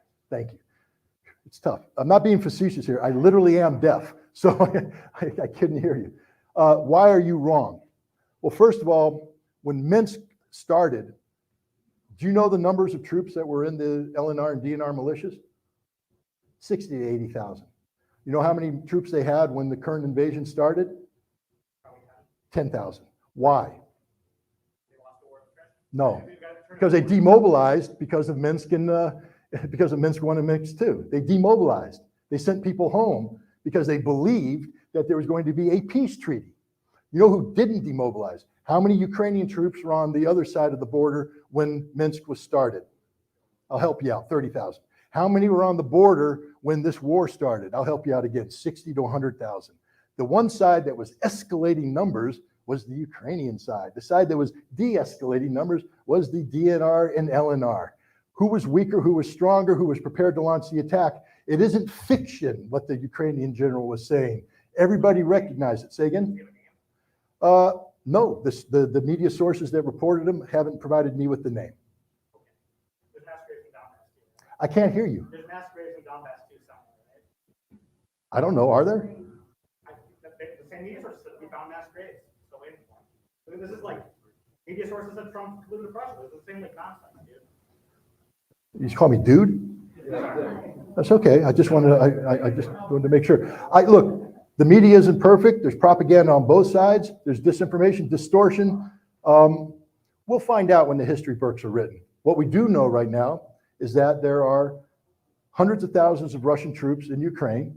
We're getting to launch a major offensive. I don't know, does that come from a media source or am I making it up? No, I'm pretty sure they're going to launch a major offensive against the Ukrainian army that has been severely degraded. Am I making that up? Or I don't know. You tell me. But the point is, they're going to wipe the slate clean of these Ukrainians, and tens of thousands or hundreds of thousands are going to die. That's the reality. We can sit here and nitpick about history going in. The books will be written once the facts are all known. I agree with you that the media gets it wrong a lot.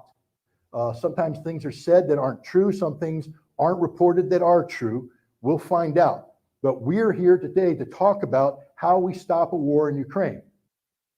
All right, so nitpicking on whether or not there's a mass grave somewhere in the DNR or LNR and the media got it right or wrong, I don't know, you tell me, is that relevant?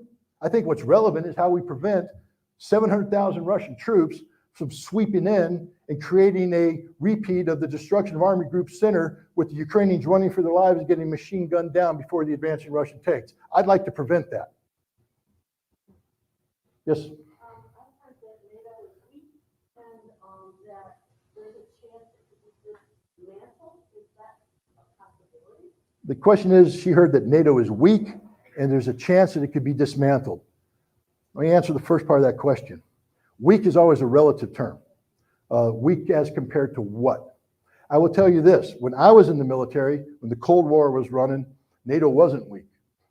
NATO had a large number of troops who were combat ready, who trained all the time. And one of the key elements of being combat ready is training.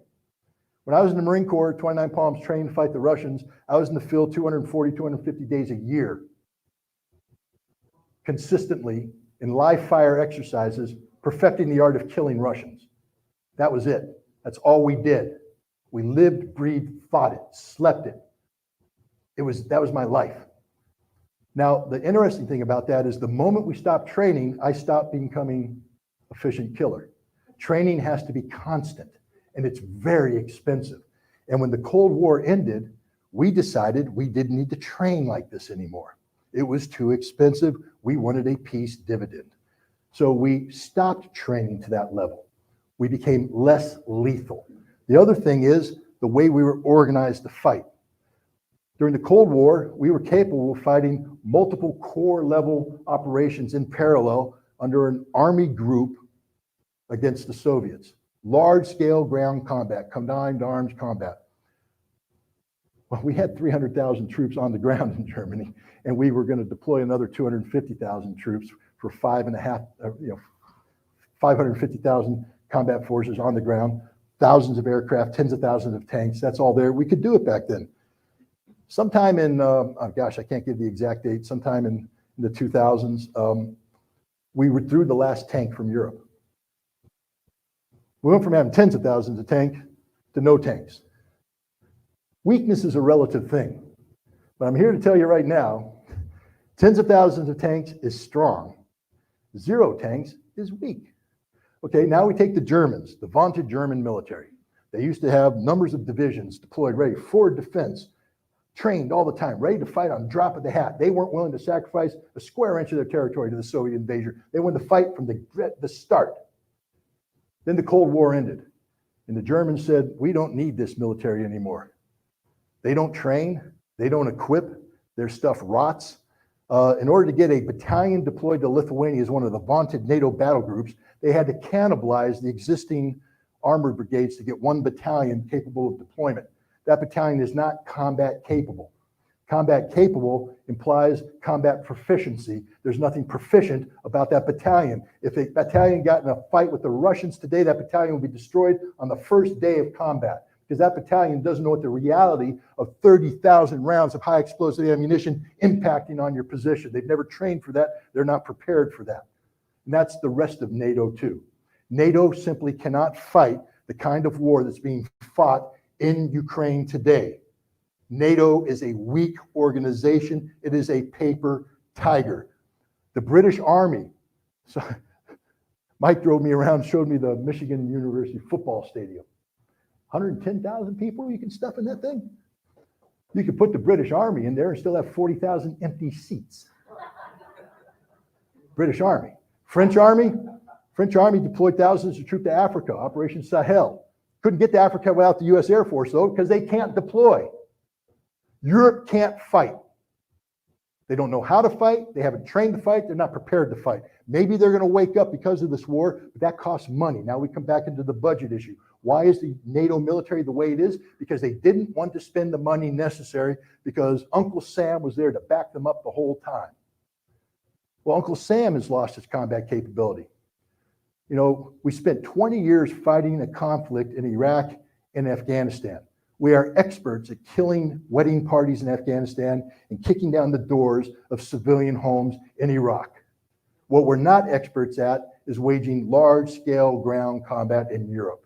That is a totally different thing. We can take a brigade of the 101st Airborne and put them over there for a TV moment with CBS. Wow, 101st Airborne, don't they look good? They'll all be dead in a week, because 4,700 troops have zero sustainability in a modern combat environment. They need to be attached to hundreds of thousands of troops with significant amounts of artillery, air power, and logistics sustainability. And we already know that they will run out of artillery ammunition in 2 weeks. NATO is a paper tiger. Now, what's the future of NATO? Europe is starting to wake up to the reality that NATO is not a European security alliance. NATO is an extension of American national security policy. That the United States directs NATO to do that which benefits American national security policy. And there are many people in Europe right now saying, why are we destroying our economies backing Ukraine in this conflict? Why are we pretending that Ukraine was ever going to be a member of NATO when they never were going to be a member of NATO? Why are we sacrificing everything to engage in a conflict that only has one victor? The United States. The United States is the country that's benefiting most from this conflict, not Russia. The United States. Russia has talked about the need for a European security framework. In fact, they put 2 draft treaties on the table on December 17th of last year, one to NATO, one to the United States. They begged people, when we talk about diplomacy, they begged the United States and NATO, read the document, please. Sit down with us and talk with us responsibly. If you do this, we'll talk with you. We know you're not going to be happy with this, but we're willing to work with you. If you ignore it, you'll leave us no choice but to seek a military technical solution to the problem. That means war. We ignored them. War came. Cause and effect. We knew what we wanted to accomplish was to get Russia to invade Ukraine. We thought that the Russians' economy would collapse under the sanctions. It didn't. It boomeranged back. European economy is collapsing. We're now left with a much different position, with a Russian army beginning the mobilization. Understand this, Russia can mobilize all day. All day. We can't. NATO can't. Ukraine is what, in their 9th, 10th round of mobilization? They're taking old men, women. They got nothing left, ladies and gentlemen. Russia has just begun. If this is going to become a war of attrition, and it won't, because I think Russia's going to clean the slate soon, but if it does, Russia wins that war of attrition too. NATO's got nothing left, except men. They don't know how to fight. Take your average German trooper. That's all I'm going to say. Yes, sir. When the United States announced itself as a sole superpower, that was really speaking to the American people.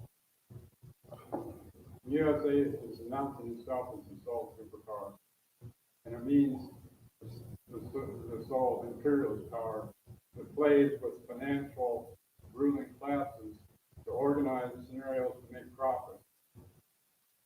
And when you say the United States is benefiting from this war, it's that investor class that is somewhat global and focused here, that's benefiting from any war. And the profits from war are part of a global structure that wants to make profits from everywhere, but especially from war. And because it's global, it's not just about Russia, it's about China too. And I think when you speak to what's our responsibility as Americans, is to say if we want to be the sole superpower that's playing globally to make profits for investors, and if there's an off-ramp that has to do with recognizing the responsibility that we have as Americans to be in the middle of the sole superpower and all these financial military games to benefit only an investor class. And that's what I want to focus on. No, that's a fair question. I'll try and condense it. If I get it wrong, raise your hand and say you got it wrong. Okay. Basically, at the end of the Cold War, the United States declared itself to be the sole remaining superpower on the earth. But that's beyond simply just stating the nation. It's about a system. We call it the rules-based international order that was imposed by the United States on the globe after the Second World War. This is various organizations, treaties, etc., arrangements, petrodollar, the dominance of the dollar is the global reserve currency. All of this together creates an environment of America dominating the world economically for its own benefit. And so when we talk about how to change this, we have to talk about that system that involves not just Russia, but other nations like China. Did I get it right? Okay. Well, investor class, but here, I'll answer about the investor class. Here's my response to that. The United States of America is a consumer-driven society. Does anybody disagree with this? No, you don't. You can't, because we are a consumer-driven society. We are a nation of consumers. Now, I know individuals will raise their hand. Not me. No. I applaud you. Good job. But the most of us are. We earn money. We spend money. We go shopping. How did we seek to resolve some of the major economic crises of the day? Presidents of the United States getting before the American people saying, go shop. That was the solution. Go shop. Go spend. Spend money. Why? Because as we consume, we wrap ourselves in a cocoon of comfort. And as long as we're in this cocoon of comfort, we're happy, we're warm, we're cuddly. We don't care about anything else. Just keep me wrapped in the cocoon of comfort. And that's what we do.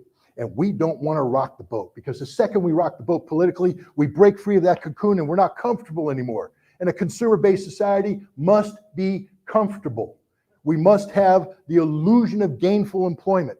We must have the illusion of the ability, if we can't accumulate wealth now, the American dream is that at some point in time we will, despite the fact that we're bankrupted by student loans, by high interest loans, mortgages, the whole work. It's a fake dream, ladies and gentlemen, but it's there nonetheless, and the vast majority of us buy into it. And so you say, how can we change this? I don't know, because it means a fundamental change in what we do. The United States of America today is a nation that consumes far more than we produce. Ask yourself, therefore, where does that which we consume come from? Well, it ain't America. It's the rest of the world. Now, if we really cared about people and human rights and all the things we pretend to care about, you'd think we'd want to pay market rate for this stuff, right? Isn't that fair? I mean, I go to the store, I see the coffee, and it's, there's the special kind of coffee you buy where we're saying we're helping the coffee farmers because we're paying them higher rates than the low rates that we get for the other coffee. I don't drink coffee, but my daughter's fiance does, and I try and buy it for him. So I can only get the farmer-friendly coffee because it's helping. But it's ridiculous, because the notion that that's going to change anything. Guys, the rules-based international order is about America dominating global economic and commercial interests. That's it. We have to dominate the world so that we can receive that which we consume at lower than market value, so that we can consume things that are priced affordably for the American consumer. You see, if we start pricing things too high, the American consumer stops buying it. We need to keep the prices low so the consumer spends because that's what makes our economy work. How do you get Americans to break free of that? And I don't have the answer because you're asking people to do that which is, it runs counter to what they're raised to do. The DNA of America is the American dream. A home, two-car garage, a job, a mortgage, a cat, a dog, some kids, a lawn, a lawnmower, a Christmas tree, Christmas present. We can go on and on and on, but it's all consumer driven. In order to get us to change this, we have to break free of that paradigm, and I don't have the answer. But you know who does have the answer? The rest of the world. You see, because the rest of the world is tired of playing the American singularity game. The rest of the world is tired of playing the game where the United States says, because you touched the dollar through the SWIFT banking system or anything else, we can sanction you. And other nations are going, but I'm not even doing business with you. I'm Iran trying to do business with France. Yes, but a dollar touched the transaction, so we can sanction you for doing business. It's illegal as hell, but America's doing it anyways. We sanction the world, citing American law, not international law. The world is tired of this. You know what else the world is tired of? Us doing things like seizing the $700 billion sovereign wealth fund of Russia that bought into the notion of a national reserve currency built on the dollar and the euro, and they put it in the currency reserve banks, and we said, we're seizing it. It's illegal, but we did it anyways. Why? Because we're America, we can do it. The world's tired of it. America built something called the G7, the group of seven. We built it. It's the 7 most influential economies in the world. Not anymore, though, thanks to the United States. You see, Germany, France, Great Britain, Italy, they probably shouldn't be members anymore because they're collapsing economies, not advancing economies. But the G7 then said, how do we control the world? We'll create something called the G20, the group of 20, the 20 largest things. But the world's tired of playing that game. So they came up with something called BRICS. Brazil, Russia, India, China, South Africa said, we're not playing the G7, G20 game. And they came up with an alternative economic forum that represents multipolarity as opposed to American singularity. And now here's the fundamental question. When you take the G20 and you subtract the G7 from the G20, what do you get? BRICS. Guess who's taken over the world, ladies and gentlemen? BRICS, the multipolarity. And they're going to start dictating terms to us. That's how we break this paradigm.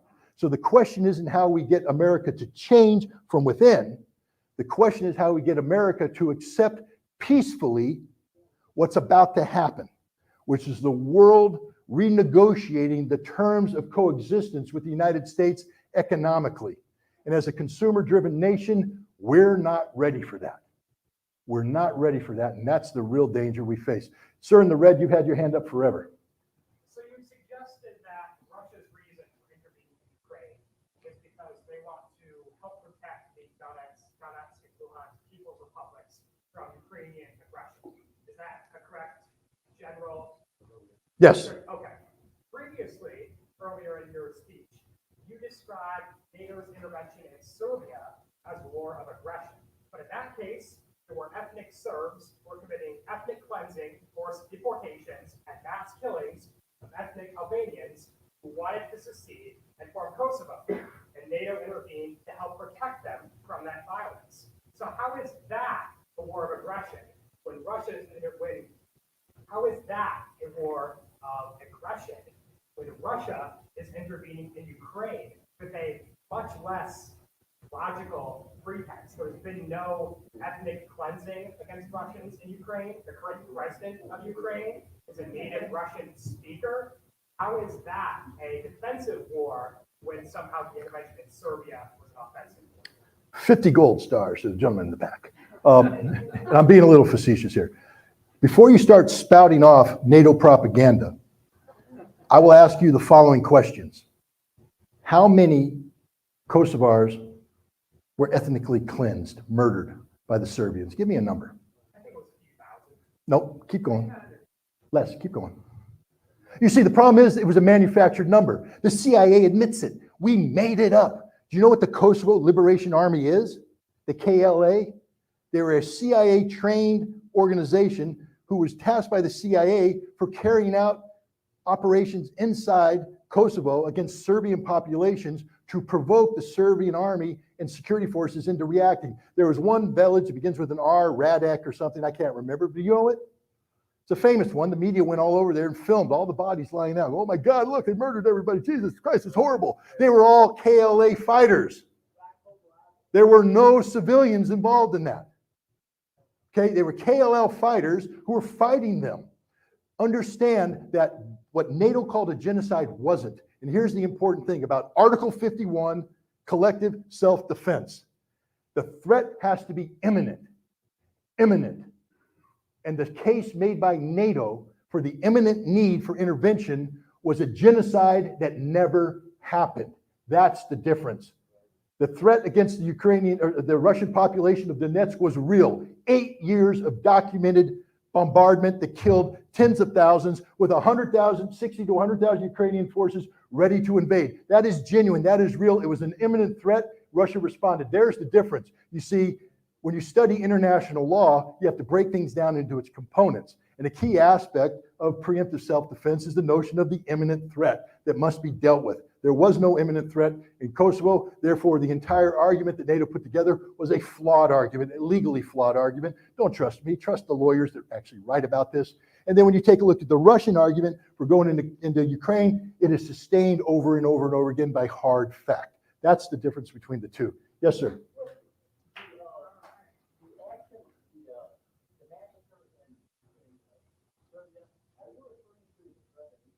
No. No, that wasn't in Serbia. That was in Bosnia. Do you feel that modern China has kind of set an example for the kind of direction that the world is going into outside of U.S. domination and sole influence, like you described earlier in the previous question? Yeah, modern China's setting an example. Well, I don't know about the example. I know they're outspending us. I sort of laughed when Biden got up in front of the G20 and begged them to come up with a $600 billion infrastructure investment fund. $600 billion. That's a lot of money. Except that the Chinese for the past decade and a half have been spending $7 to $10 trillion on the Belts and Roads Initiative. And they're out there building supply chain relationships with the world. And when they go in, the Chinese don't do things like we do. You see, when America comes in, we come in and say, we're going to give you this aid, but you have to ban abortion. You have to do this. You have to do that. You have to do this. We put all the strings on it. And nations don't like to be lectured to like that. To give you a prime example, Tony Blinken went to South Africa just recently this past summer and met with the South African, they call it the External Affairs Minister, a very intelligent lady. And she said, we Africans don't like having you Americans and Europeans telling us what we can and we can't do. We aren't colonies. We're not your slaves. We're a sovereign nation, and we get to make sovereign decisions to include who we trade with and why. And we will trade with Russia regardless of this because we don't agree with your assessment about this conflict. We happen to believe this conflict began with the expansion of NATO, with the aggression that forced Russia into a corner. We're not happy about the Russian invasion because it's a war, but we're not going to stop trading with Russia. And Blinken went, oh, well, we don't do that anymore. We don't do that anymore. That's not how we operate. We listen, we obey. The next day, the U.S. ambassador to the United Nations was in Uganda telling the Ugandan government that if you continue to trade with Russia, there will be repercussions.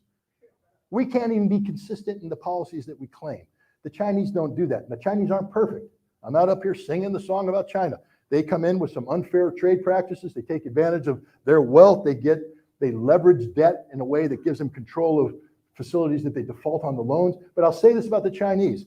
In every instance where a nation has said, we can't afford this, we're going to default, the Chinese came in and forgave billions of dollars on the top. When was the last time the United States went in and forgave billions of dollars? No, we renegotiate the loans with the International Monetary Fund and the World Bank to come in and have a new term that lengthens the control that we have over their economy, because that's what it's all about, baby, the rules-based international order and American unilateral control of the global economy. The world is fed up with that. China first and foremost. They're winning the game. I'll give you an example. Barack Obama created something called the Trans-Pacific Partner. I'm getting this wrong. The Trans-Pacific Partnership, right? The whole idea of the Trans-Pacific Partnership was to create this massive free trade association in the Pacific. But who was left out? China. The whole idea was to create this massive trade relationship that kept China out, that walled them off, because we're America. We can do anything we want. Well, the problem is Donald Trump came in and said, that's stupid. It's costing us money. He dissolved it. Genius move, Donald, because you know what the Chinese did? They came in and built an even bigger trade alliance with all those people plus some. It's the biggest free trade alliance in the world. And guess who's not a member of it? The United States. We're on the outside looking in. So the world's changing. The Chinese are doing it better than we are. I'm not saying that it's the ideal model, but you know what? It's their model, and it's working for them. Yes, sir. I grew up in China, so I think consistent community in China. I don't agree with your comments. In all your today's talk, you need to differentiate between the dictator, the leader of the country, and the country, the common people of the country. Okay? Yes, China is winning economically, military to the United States, but the United States have the responsibility to involve China's human rights policies. We have a responsibility for what? To involve, to promote human rights. To involve ourselves in the human rights of China. Yes. We have a duty and responsibility. Yes. Under what authority? Because you said the reason that Putin, the dictator of Russia, is waiting for it is because he wants to protect Russian people in Ukraine, right? If they can do that, why U.S. do not want to protect human rights? Okay. I think the kind U.S. United States, that's the reason we come from the United States, because of the value, right? The common world value we come from. Specifically how? Oh, that's in politics. We tell them if you're using the laborers, children, for example, if you're using children laborers, you're using president to generate some good, we do not partake with it. We consistently tell them you have to respect human rights. Otherwise, majority China is suffering. Even though so, today, China economic is booming, but they only make small portion of people, the alien, the dictator, those people rich, the common people, the people who grew up with me, they're suffering. Okay? Without the United States involvement, you are promoting China is successful, those people will suffer. I appreciate I know where you're coming from, and you're morally correct. Yeah, okay. All right? Let me tell you what's going to happen if we do what you do. You ready? First of all, America has no legal obligation to go into China to protect human rights. That's purely a sole prerogative of America. There's no United Nations authority. There's not a Chapter 7 resolution. It's nothing. It's America imposing its will on China. And you really want Americans to impose their will on China? Do you think Americans understand China? You want people ignorant about China coming in telling China how to run its own business? It's a mistake. I don't want the United States to impose their value in China. I want to impose your value to the people, to help the common people. But what are the common people? Do we get to dictate? It's the government against the common value. It's not the China. Well, let me put it this way. We're not the world's policemen. China has problems, and I agree China has problems. You solve them. It's not my problem. Here's the other reality. You produce a lot of stuff that makes the American consumer happy. You want to know how we lose the China debate? Stop bringing the PS5 or whatever the hell that new game is. If I take the PS5 off the stands right now for Christmas, because it's the holiday season right now, and every American family wants to get one of those damn toys to mollify their children who are screaming, I gotta have the new computer game. And if I can't get that new computer game, my children are unhappy, I'm unhappy. And if we do what you say, we're not gonna get the new computer game because they're built in China. Just like everything's built in China. China controls the supply links. What you're suggesting is something that cannot be done. It's impossible to do because to hold China accountable to the standard you say, we have to put sanctions on China. No, we're doing the American consumer is very good, okay?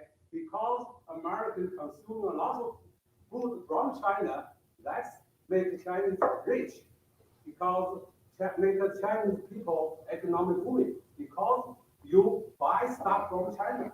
That's good. Well, then how do we control the policies of China? Until today, China, talking to China's human rights is very good because last week, China had a demonstration against the lockdown. Yeah. No, I know, I'm familiar. Because the government rate of China, US going to sanction them, this time it didn't happen, demonstrate very good. Just because that, if United States government do not tell the Chinese about human rights, keep talking about that, they're going to tell the people demonstrate. All right, I appreciate your standpoint. Americans do not have the right to involve China, but morally, we need to have Chinese. Okay, but here's my problem. You also mentioned the Chinese government. I understand. Come on. What gives America the moral authority to do this? Chinese tax money, not. What gives America the moral authority to do this? Yes. What gives America the moral authority? You know how many prisoners we have in prison today? Do you understand that we have a nation that are full of problems? Here's the problem. Joe Biden, in his recent national security strategy of the United States, has said that which makes America the indispensable nation in the world is the power of our democracy. Please laugh, because that's a punchline. The power of our democracy. And we're going to tell China how to do things, what to do, what to put the moral compass. We are broken as a nation. Republicans hate Democrats. Democrats hate Republicans. Independents are confused. Black hates white. Yellow hates brown. We're a nation that's fundamentally broken. We are falling apart at the seams. And yet you're telling me that we somehow have the moral authority to dictate to China about human rights when we don't meet any of the standards here at home. That's the problem. Yes. Even though Americans have a program, but still the democratic system in the United States is much better than China, better than Russia, better than Africa. That's the reason that we have the moral to have those undeveloped countries. Okay. Yes, we agree. Yes, United States government is corrupt. They have lots of programs. Does not mean we cannot help the people, right? I'm not rich, okay? Neither am I. But I have the responsibility to help the people for them. That's the Right. I'll leave it with this. I respect everything you say and I understand where you're coming from, but I'll also say this, and I hope you admit that I'm right on this one. You're Chinese, you said. No, I grew up in China. I come to Arbor 30 years ago. Correct. But what I'm saying is you have a vested interest in China. You have invested interest in Chinese people. Correct. Not the government, not the I'm not disagreeing with you. What I'm saying is you're informed about China. You have knowledge and information about China. You are personally vested in a good solution for the Chinese people. No one else here is. They might theoretically talk about how they care about the Chinese people. Nobody has your background, your experience, and the level of investment, and there's your problem. This is personal for you. But the average American doesn't take this personally. The average American's concerned about that cocoon of comfort I talked about. I know, I come from the same thing. My wife is from Georgia, and she is sick to her stomach about what's going on in Georgia and what has happened to Georgia. She takes it personally. It's a personal issue, and she's frustrated that the United States doesn't share her values because they're about human rights. They're about all the things you talked about. But nobody in this room knows a damn thing about Georgia, and nobody's willing to put their life on the line for Georgia, and not a single American should be willing to put their life on the line for China. And that's the ultimate problem. Because once you start the ladder of escalation on these issues, where do you draw the line? If we make human rights such a moral thing that we have to be engaged, what happens when China doesn't play ball? Where do we take it from there? To the point where I have to jab a bayonet into a Chinese man's chest? No, we don't want that. So I say we have to back down to where we can deal with the Chinese, and that has to be with respect for the totality of China, inclusive of its government. That's my point of view. I understand where you're coming from. And we're at one of those crossroads. Next question. In January of this year, Russia was saying they did not intend to launch any military operations. Yep. And then they were saying, at the same time, they were saying they were alarmed at what they said was an escalation in combat. Yep. Okay. And in fact, they even said the OSCE, which monitors it, they said that they were glossing over this. So my question to you is, do you think they were lying about their intentions in January, or do you think maybe they did change their plans as a result of those escalations? Well, Russia never lied about this, and I'll tell you why. The troop movements were real. So Russia's like, yeah, we're moving troops on our own border. You can think of it what you want, but we're exercising these troops. We're concerned about what's going on in Donbass. If you recall, they started moving these troops in early 2021. That's why Joe Biden flew to Geneva to meet with Vladimir Putin to discuss in June 2021 to discuss this issue. And the Russians pulled back. Why? Because Joe Biden in Geneva promised that he would engage with Ukraine about Minsk. He said, I will put pressure on Zelensky to implement the Minsk Accords. In October, and he said he will call up the Germans and the French, who were co-sponsors for this. In October, the Russians held a high-level meeting with the Germans and the French. They said, hey, are you going to implement Minsk? And the Germans and the French went, no, we're not going to do that. They made the phone call to Biden. I thought you said you're going to make the phone call, make this stuff happen. Nah, we're not going to do that. Minsk is off the table. We're talking about Minsk 3 now. We want to come up with a new Minsk thing. The Russians go, no, we have a negotiated settlement here. It needs to be implemented. No, Minsk 3 is what we want. And the Russians went, we're not doing Minsk 3. You guys can't be negotiated with. And that's when the Russians put the draft treaties on the table in December and said, this is the solution. Since you guys are playing games, this is the solution. A new European security framework. Don't ignore it. If you ignore it, a military technical solution will be had. We ignored it. We ignored it sometime in mid-January. And at that point in time, Russia began the diplomatic and legal processes necessary to create the conditions for an invasion of Ukraine. A war with Ukraine could have been stopped in January if the United States picked up the phone and demanded that the Ukrainian government implement Minsk. That's just a plain, simple fact. The decision to invade wasn't made prior to that. The potential was there with military, because you don't simply build up 200,000 troops ready to carry out sustained military combat overnight. So the Russians built up that capability, but they would have happily dispersed that capability had Minsk been implemented. It wasn't. Yes, sir. I'm sorry, what, ma'am? Why didn't Biden follow through? Because the policy of the United States is not to create peace with Ukraine, it's to destroy Russia. It's been the policy of the United States since the fall of the Soviet Union. Remember the reset, the famous reset under Obama? The little red button in the yellow box? Hillary, Lavrov pushed the button. It's spelled wrong. It meant something totally different. It meant overcharged. So if you push the button, our relationship gets overcharged, not reset. Reset was regime change. Reset was, we are going to create policies that empower Medvedev to stay as president to keep Putin out.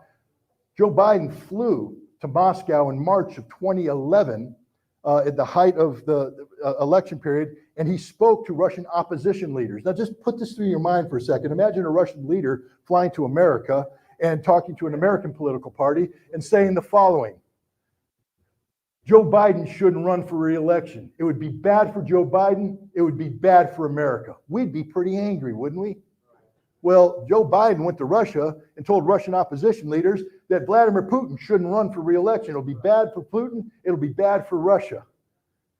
Biden's been against Russia from day one. He's part of the regime change. It failed. He was part and parcel of the 2014 coup d'etat. Remember, Biden ran Ukrainian policy. He ran Ukrainian policy. The coup was Biden's coup. And so this war is Biden's war. Because of Biden and Zelensky, Zelensky now so blindly killing Ukrainians and everybody else. Yep. Over you, sir. To Zelensky's worth $1.6 billion. allegedly, I don't have evidence of that. Go ahead. No, one behind you. I'd be interested in your perspective on what you see the long-term fallout from the United States supplying arms and weapons and money to Ukraine with our relationship with Russia. Well, with our relation with Russia, I think, okay, the question is, what's the long-term fallout of our supplying all these weapons and money to Ukraine with our relation to Russia? Our relations with Russia are ruined. We have no relations with Russia. There's nothing going on right now. It's zero. This is a very dangerous situation. So how do we repair this? Well, here's a couple issues. One, look, the Russians are grown-ups. And what I mean by that is the following. In the 1980s, the United States spent a lot of money creating something called the Mujahideen. We funded them in Afghanistan. for the sole purpose of killing Soviet troops. And we killed them by the thousands. The Soviets withdrew from Afghanistan in 1989, I believe. I was a weapons inspector in Russia at the time. Did the Russians run around and say, we hate you because your CIA has been killing Russian troops in the Soviet Union, or were they adults? And they said, we were playing the big game, we lost, we're out of there, we're still going to work with you. That's the Russian approach. Let's talk about the American approach now. Let's go to Iraq, 2005. We're occupying the country, by the way, as an illegal occupation, and people are resisting. The Shia population is resisting. They're getting help from this organization called the Quds Force, operating out of Iran, commanded by a guy named Qasem Soleimani. And Qasem Soleimani's doing the job better than we're doing. He's killing 600 Americans. And he helped create an insurrection that caused America ultimately to withdraw. Did we handle it like grown-ups? Say, well, we overextended ourselves. We got a little overextended. That's the way it is. We're just going to move on. Or did we hold a grudge? Such a grudge that we assassinated Qasem Soleimani when he landed in Baghdad with a proposal for peace. That's how America operates. You see, we hold grudges. Russia doesn't, and that's my point. Russia will get out of this. Russia will take the adult approach. They're not going to hold this grudge forever. The question isn't how we lure Russia to the table. It's how we win Russia's trust to the table, what we have to do as a nation. And I believe that the first element of that is arms control. Look, Russia's going to win this war. I know there's people that disagree with that assessment. That's okay. We can have a conversation in 6 months. What? I think it's going to, you're looking at me, right? Yeah, I'm looking at you. I think they're going to get the DPR out here. How about Crimea? You get the whole Crimea? How about Kherson? Zaporizhia goes back too? Okay. We'll see. I mean, history will see. But the point is, what's going to... Oh. It's okay. It's okay. It's good. Okay. It's okay. Thank you. No. Everybody's allowed their own opinion. Everybody's allowed their own. Partner, everybody gets their own opinion. Everybody gets their own opinion. And I know you're upset. He's upset with me. You're upset with him. We have a triangle of upset going on here. It's okay. It's okay. We're just going to talk our way through this. And when this all ends, like I said, the history books will tell us who's right. And so in 6 months, we can have this conversation. They know how to get in touch with me, and I'd be more than happy to speak with you about it. To finish the answer to your question, which I lost track of, quick refresh. How do we get out of this? Yeah. I think the key right now, first of all the arms we're providing Ukraine, they're going to be destroyed. Okay, that's the quickest way. When Russia says demilitarization, that's going to be part of it. All the American wealth that's gone to Ukraine will either be in Russian possession or destroyed. The problem is with the light weapons. And we're seeing that, the NLAWs, which is a British weapon, the Javelin, which is an American weapon, the Stinger, an American weapon. There's other equivalents out there. Man-portable weapons, including light arms, munitions, grenades, etc., are appearing on the black market around the world. They're appearing in South America. They're appearing in the Middle East. They're appearing in Africa. They're appearing in Europe. Because Ukraine is the single most corrupt nation on the face of the earth, and the money we're providing Ukraine, the weapons we're providing Ukraine, lacks any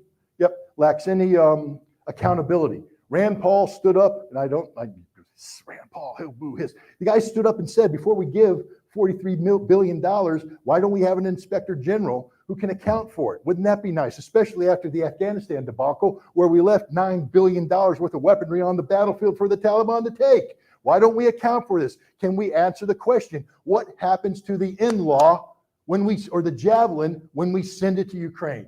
They received it. Who did you give it to? A combat unit. Did they sign for it? Was it issued to a soldier? Did he sign for it? This is what normal militaries do, baby, even in wartime. You sign for the weapon. When you use the weapon, your officer writes a report that says Private Schmuckatelli fired 3 Javelin missiles. The following serial numbers are accounted for. They go back to a logistics guy who checks them off a list. They're accounted for. So when I do my forensic analysis afterwards, I can say I know exactly what happened to every weapon I gave the Ukrainians. We don't have any of that in place. So instead it goes there, and the Ukrainians who have empowered criminals, the Azov battalion, the Adar battalion, Kraken battalion. I could keep going. All these neo-Nazi people who are affiliated with organized crime networks in Europe receive these weapons with no accountability, and they want to put some cash in their pocket. So they sell it on the black market and they cash it up. And that's where we're at today. This is a very dangerous situation that's going to haunt the world for decades to come. But that, even then, the Russians are going to get over that because that's a self-inflicted wound. That's the West killing itself. The key to get out of this thing, I believe, is arms control. I believe that the most important thing here is that which kills us all, and that's nuclear weapons. And the one thing about this conflict is that it has put the potential of nuclear conflict up there front and center for all people to consider. And what we need to do is re-engage responsibly about arms control. And here's my last pitch for the book. Disarmament in the time of Perestroika, arms control, and the end of the Soviet Union is a template for hope. It shows you how we did it once before. And I believe we could do it again, but America's going to have to change the way it approaches this. The reason why arms control worked back then in the 1980s is that we respected the Soviet Union. We feared them, but we respected them. We took them seriously. So if we're going to have arms control with Russia, we have to respect Russia. We have to take them seriously. We even have to fear them a little bit. We're not there yet. Yes, sir. Going back to the topic we discussed a long time ago, but I guess Okay, I'm going to have to come up to you again because I literally can't hear. I know that, like, during your speech, you talked a lot about, I guess, like, the history of, I guess, the relationship between, like, NATO and Russia, right? And then you also mentioned that, like, Russia effectively thought that they would be able to, like, do their military operation relatively quickly, and then that, like, you know, be able to do peace negotiations in Turkey, and then that would essentially bring an end to the military operation. So I guess my question is, why, in your view, did, like, Russia not expect NATO to get involved, given all of the history? Okay, good question. I just would like to suggest that this might be the last question, because Mr. Ritter has to do this all again tomorrow. I do? Yes. So, last question. We didn't negotiate that. I reject this. Where's my union? Where's the speakers union? Okay, your question basically dealt with, I gave a lot of explanation about what Russia expected, how they got it wrong, et cetera, et cetera. Why didn't Russia anticipate NATO getting involved the way they did? I don't know. I mean, that's a question only the Russians can answer. Because logic, I would tell you that if I were briefing Putin, I would say that there's a good chance that NATO will seek to be involved. Early on was Poland deciding they want to take advantage of the chaos to make a move on Western Ukraine. Russian intelligence has been talking about this for some time, and any Pole who lives in Poland will tell you that the nationalists are making that very case right now. So that's an issue. But I think Russia made it clear that any direct NATO involvement in Ukraine would be treated by Russia very seriously, and they would respond with every capability in their system. A lot of people thought that meant nuclear weapons. Maybe it did, maybe it didn't. Russia never said. But it meant that Russia was going to take any NATO intervention very seriously. And maybe Russia thought that NATO would look at that and say, we don't want to get involved. I think NATO made a decision that couldn't have been predicted up front. Because again, I just challenge anybody right now to tell me on February 24th that you could predict that Russia would withdraw its forces from around Kiev on March 25th. How many people could predict that? No one. And the reason why is because war is unpredictable. The plan of action gets thrown away on initial contact with the enemy. Stuff happens. So the Russians now were in a situation where they thought we're going to withdraw and invite peace. I don't think that anybody in Russia thought that NATO would misconstrue the Russian actions as a sign of weakness. See, that's the tipping point analytically. Somebody in NATO said Russia's losing. Russia can't win. The Russian army is defeated. The Russians are retreating. Therefore, we will now intervene to empower the Ukrainians toward this victory. And so we sent tens of billions of dollars, a massive training program. We trained them up in France and England and in Germany and Poland. And they came in and they launched a very impressive counteroffensive in September, capturing large swaths of territory in Kharkiv and capturing territory in Kherson. But that's not a victory. That's just Ukraine burning through its troops. And Russia saying, we're going to trade space for lives. And now Russia's mobilized and Ukraine's got nothing. Russia didn't expect NATO to make that gambit. I don't think Russia expected NATO to get it so wrong, to think that Russia was defeated. How could you think Russia was defeated? The 200,000 troops were peacetime manning. There was no wartime escalation prior to this incursion. The 200,000 were peacetime forces brought together. There was no declaration of war. There was no special parliamentarian procedures other than recognizing the Donetsk and Lugansk. What Russian analyst would sit there and say, yeah, we beat Russia? Russia didn't even mobilize. Russia wasn't even trying. Now Russia's trying. And there ain't nobody saying that Russia's losing right now. Ain't nobody saying Russia's going to be swept off the battlefield. Ain't nobody saying Ukraine's going to prevail. Well, you are, but maybe you're right. So that's where we're at. Thank you very much. Appreciate it.